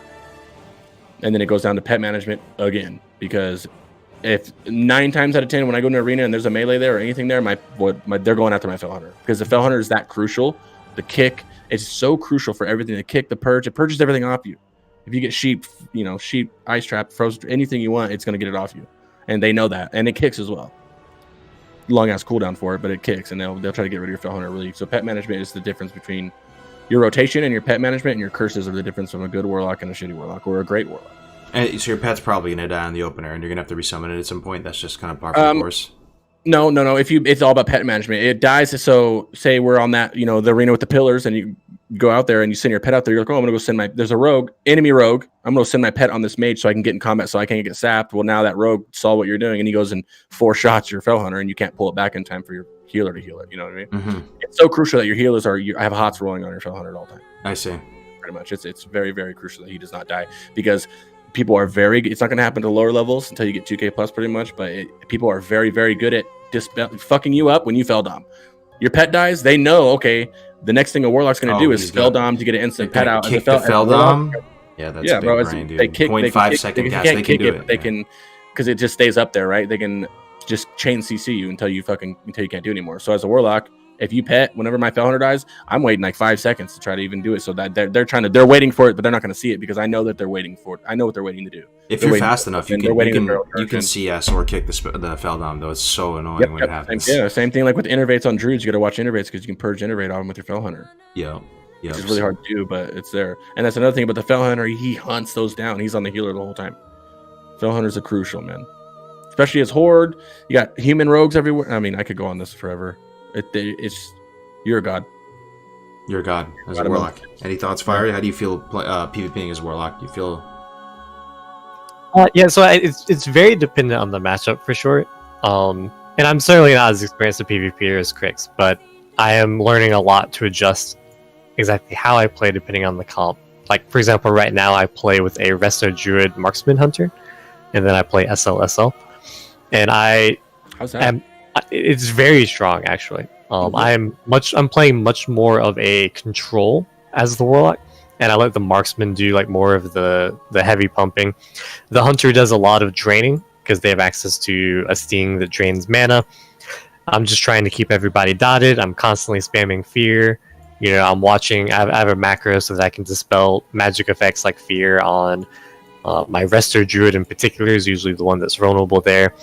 And the goal of the comp is basically to outlast your enemies. As soon as the enemy healer goes zoom, like, you just win by default. So it's very fun for sure. I personally enjoy that playstyle. Some of the games can be a little longer. That's nice. Yeah. Some of the games can last a little bit longer, particularly ones that are more mirror, like other comps that are trying to do something very similar to you. It's interesting for sure. You've got a lot of control. The Marksman Hunter is kind of key. They have, compared to a Beastmaster Hunter, they have Scatter Shot, which is really powerful AoE. They have access to a lot of talents that are strong utility. Sciencing. Yeah. They have the silence. Marksman hunters are very strong in PvP. It's more of a control build, whereas Beastmaster is more of a, okay, I'm gonna pop my cooldown and kill somebody kind of build. Do you feel like you're focused much as the Warlock, or are they usually targeting your healer or something like that? I feel like you're so chunky that I never get targeted unless I'm just unless I'm exposed or vulnerable for some reason. It's always the hunter or the Resto Druid in this comp. Let me tell you something. That is a quality of life right there. Damn, exactly. Yo, not being focused. So I played a Druid on Endless. Oh my god, man. On those squishy undergeared Druid on Endless. When you're just getting tunneled game after game after game and they just don't give you one iota of breath to try to stabilize, it gets old quick. It gets old very quick. I'm just envisioning myself as a Chad Soul Link Warlock and being able to just peel for my friendlies who are getting focused. You are in so much control as a Warlock. Your curses are massive. Your pet, you like you said, you're just tanky, and you know that you're a threat. You have the fear. Your death goal timing is if you lose or win a game, a lot of times it's because of the Warlock, not the healer, not anybody else, because it's so many different things. Your death goal most of the time is not even for peeling, it's just to fucking put a blanket silence out there so you can finish off. I usually use it aggressively, yeah. I love it, man. Sometimes I'll use it to peel off a hunter or something like that. Mm-hmm. It's so much control in your hands as a Warlock. It's the best part about being a Warlock. It's the most exciting part. I'm actually starting to, and the new season comes up in like 7 days. I'm going to do a fucking strong push on Endless, and I'm very excited about it. Hell yeah. So fun, man. Everything about it is fun. Well, we're going to open up the floor for a year, to and I don't even play other classes. Questions, guys, in the chat. If you guys have any questions for Pricks or Firewind or for myself or anything like that, now's your chance. The floor is yours, chat. We appreciate you. Pricks and Fire, do you have any, while we're waiting for the questions to flow in here, now's the opportunity, man. This is the Warlock Deep Dive. Is there any information that you misinformation that you want to correct? Anything you want to get out to the people? Oh, I just feel like there's so much, man. This could be like a 6-hour episode. Yeah. Talk about UA spec and its viability. In PvP or PvE. In PvP, it's a very viable spec. There's only 1 to 2 comps in Arena that you'd use that with, which is Shadow Play with the Afflock, Shadow Priest, and either a Resto Druid or Resto Shaman. But the Shaman's usually better because it'll last in Shaman totems and stuff. And in PvE, it's the same thing. PvE, you'd use a UA, but a lot of Affliction locks aren't UA. I don't know. They're usually go SM Ruin at some point. Races, Orc. So Orc, for Warlocks, if you're PvE, it's Orc, because Blood Fury gives you 143 spell power. It's not just attack power like it is in Classic. It's buffed up. It was buffed to give you 143 spell power, which is fat. It's massive. You use it all the time. Using BGs, you got to watch because it gives you a Mortal Strike kind of debuff on it, so you got to watch when you use that. But that's the thing about Soul Link, is you're not really targeted that much. You're allowed to just go out there big dick and just pop all your shit and put everything out there, and nobody usually targets you in the time for that Mortal Strike debuff to get taken off. And then obviously for Alliance Gnome, Escape Artist is better than World of Forsaken in my opinion. The int doesn't matter. The intellect. So I was just switched back from Gnome to Orc on the Season 4 server right now, and the intellect, that 5% intellect, to put in perspective, Gnome, that racial is garbage. It gives you 22 intellect in T6 gear. So which is better than nothing, but it's nothing to. That's not the deciding factor. The deciding factor is Escape Artist, because there's many mechanics in TBC, which is a mechanic-heavy raid in comparison to Classic, that Escape Artist can get you out of. Escape Artist is dope, though, guys. Keep it in mind, those watching. It is instant cast, all right? So it's as soon as you get afflicted by that slower root. Lady Vash, roots, boom, out of it. Mm-hmm. Pretty spicy. Fiery. Any misinformation that you see all of us dumb YouTubers getting wrong? Anything that comes to mind you want to try to speak on, or any last-minute thoughts on Warlock? Yeah. So, first I just want to address an earlier question. Very early on, I promised Matt would answer, and he asked, how reliable is theory crafting when private server can get things wrong and be different from Blizz-like? And the answer is it's difficult, actually. I end up having to watch a lot of grainy 240p videos from 2007, 2008. There's a lot of PvP videos so that can be good for certain mechanics. I have to, crawl through the web to find obscure forums and web archive old Elitist Sharks posts, and it takes a lot to really try to figure out if something is working with Blizz-like values or not. In other cases, it's very difficult to find really good sources, and you're kind of working with speculation. With something with Firelight versus Shadowlock, there's nothing complicated going on. There's no like unknown variables, so we can be pretty certain of all the numbers, which is what I base my theory crafting on. So it kind of depends on the topic, how how good your sources are. Some topics are hard to find for others, but in general, like I just want to reiterate the point that I think to me is one of the biggest things about playing a Warlock in TBC Classic, and a point that I really want to get across to people, and is like one of the main focuses of my new YouTube channel, is there's a lot more to life than playing Shadow Destra. All of these other specs and builds are going to have varying degrees of strength in different scenarios with different levels of gearing. They're all going to be viable though. You're going to pump hard as a Warlock with all of these specs, and certainly in some cases, several of them are going to be better than Shadow Destra. So, just keep an open minds. Feel free to experiment and try different builds out, whether you're playing on a private server right now or you're just trying to plan for TBC Classic. I love that. And man. one more time, just to show it out, I don't want to start there's a lot of questions, and obviously won't be able to answer them all. Guys, Fiery and I live in the Discord, the Classic Warlock Discord as it is. Now we have the TBC one up. We have Big Brain role in there, Veteran role in there. Every question that anybody have, we can have the time to answer for in there too. So one more time. I'm gonna keep spamming it in the chat. Join that, join that if you want to be a Warlock. We'll be in there. Hottest, freshest Warlock, TBC Discord, theory crafting, all that stuff. As you can see, we got some. And the thing is, like, if you don't know something, we'll figure it out. We'll tell you we don't know. Give us a couple hours and we'll figure it. Whatever it could be. That someone just asked some question. We message each other like, I don't know the answer. Do you know the answer? And we'll figure it out for you guys and we'll do it. This is the whole point of this. Is there's a lot of misinformation on the internet. I'm learning stuff from Fiery Wind today, and I've known him for a while. We learned this is a group effort for everybody who wants to be a Warlock in TBC, and we want everybody to be successful. I want to be the number one class, and I want all of us to shit on these hunters and these mages. That's the spirit, the camaraderie with the Warlocks. Guys, did anybody? I hope you guys heard what Fiery Wind said though, which is super refreshing, man. The idea that there's not one cookie cutter build you have to go with Warlock, and that all of them can kind of come to play, and that you have flexibility so you can like have your own sensibility shine through. That's a huge reason why people like TBC more than Classic, right? Because they feel like that there is more of that there are more viable things, and it's good to hear. It's reassuring to hear you say that, man. I think one thing that you guys, it's not just shadow bolting. If you're Shadow Destra, yes. Even if you're Shadow Destra, yes, you're Shadow Bolting, but there's nuances to it. If you're just Shadow Bolting versus me that knows what I'm doing in a raid and my Shadow Bolts, I'm going to out DPS at the same gear because I know the little min-maxing thing, which is stuff you just learn over time. There's other specs you don't have to just Shadow Bolt, and you'll be able to pump just as good. You know what I mean? Or if not, just a little bit worse, and you'll be able to have fun. It's not these other builds, the Felguard build and the Affliction build. You're not getting taken into raids because of those builds. Those are good, solid builds. You're still going to smack out the Boomy, the Enhanced Shaman, the Ellie Shaman, and the Shadow Priest with those builds. They're still really, really good builds. People just hold it to that standard of the big, I got to spam Shadow Bolts, which is pretty much what Shadow Destra does. But it feels so good to get those big crits, man. You can get like a 9 crits in a row, 10k each time. You just want to just. Nice. It's so nice, man. Could you link your YouTube channel in the chat as well, Fire, or you can DM me again? Let me see if I can put it in. Yeah. I'm trying to get him some support. As you can see, man, this guy has a lot to share with the world, with you guys. I feel like this guy's going to be huge come TBC. And he's the other admin. He's the other admin with me in the Discord too. It's not just me. It's him and I. We don't do anything without consulting each other. He's a good guy, man. Fire reminds me a lot of Taladrill, Rex. Taladrill's a huge exactly. He's a good friend of mine, and I sense the greatness. Yeah, guys. And then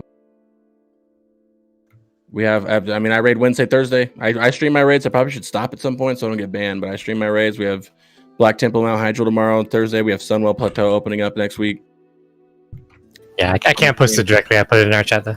Okay, yeah, I'll put it in there. Yeah, guys, if you want to support this type of content, please, throw this guy a sub, a follow. It helps more than you know. It really does to just get off the ground with things. make it worth the guest time.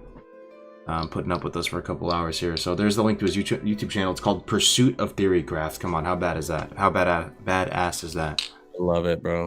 I've got the one video now, which is Firelight versus Shadowlock. It takes me a long time to really put in the research for these videos and build the spreadsheets and really go the whole 9 yards that I feel like nobody else really on YouTube is doing, putting this much work into the theorycraft and really putting it out there for you guys. So it'll take me time, to get new videos out. I can't really promise, exact time frames between the videos, but what I can promise you is that what I put out is going to be accurate. God damn it, you don't get that much these days, huh? That quality, folks. In a world where everybody right now, they're riding this TBC hype, and they know what's coming. They've seen S-Fans stay safe. They've seen all these people do what they do. Now people are trying to do it, but there's a lot of incorrect information out there in the world, guys. Not just with our class, just with every class. And that's what we're hoping this podcast does, is we have these guests with every, I don't know what episode we're doing next, but whoever it is, you can bet it's the huge brain. Bigger than me. I'm not that big of a big brain, okay? I know I sound like it, but I'm not. Bigger than big brain than me are going to be on the show for everyone. Like, that's our goals. We want everybody to have the best information they could possibly get, correct information, not speculations. We blend. I'm a private server guy. Fiery's not. There you go. Oh, he is, but he's the math guy that I'm not. We blend together. That's what I'm new to private server. Yeah. Hell yeah. All right, folks, we're gonna wrap it up here. That was any other TBC classes. That was. I'm sorry. What was that? Swifty asked if you're any familiar with any other TBC classes. Yeah. So I have an increasing familiarity with various classes, and I've been digging into all of the classes in terms of understanding theorycraft, because theorycraft is my hobby, basically. It's my passion, my hobby, and I'm certainly not limited to warlocks. I am learning a lot about all the classes. Arcane Mage is actually the class / spec that I have the second greatest understanding of, next to warlock. I'm focusing on the warlock videos right now because that's my primary focus, being a warlock, but I am certainly going to be delving into all of the classes in a variety of topics.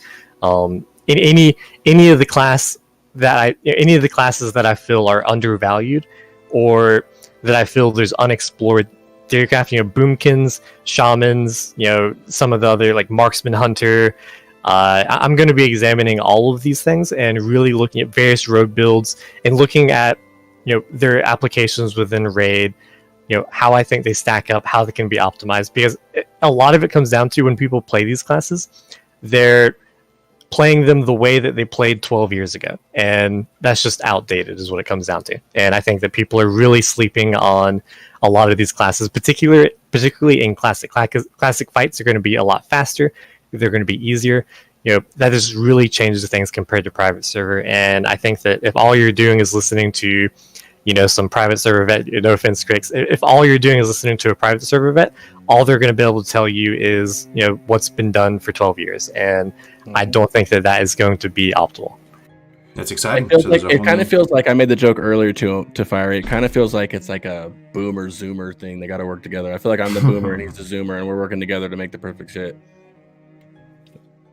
I love it, man.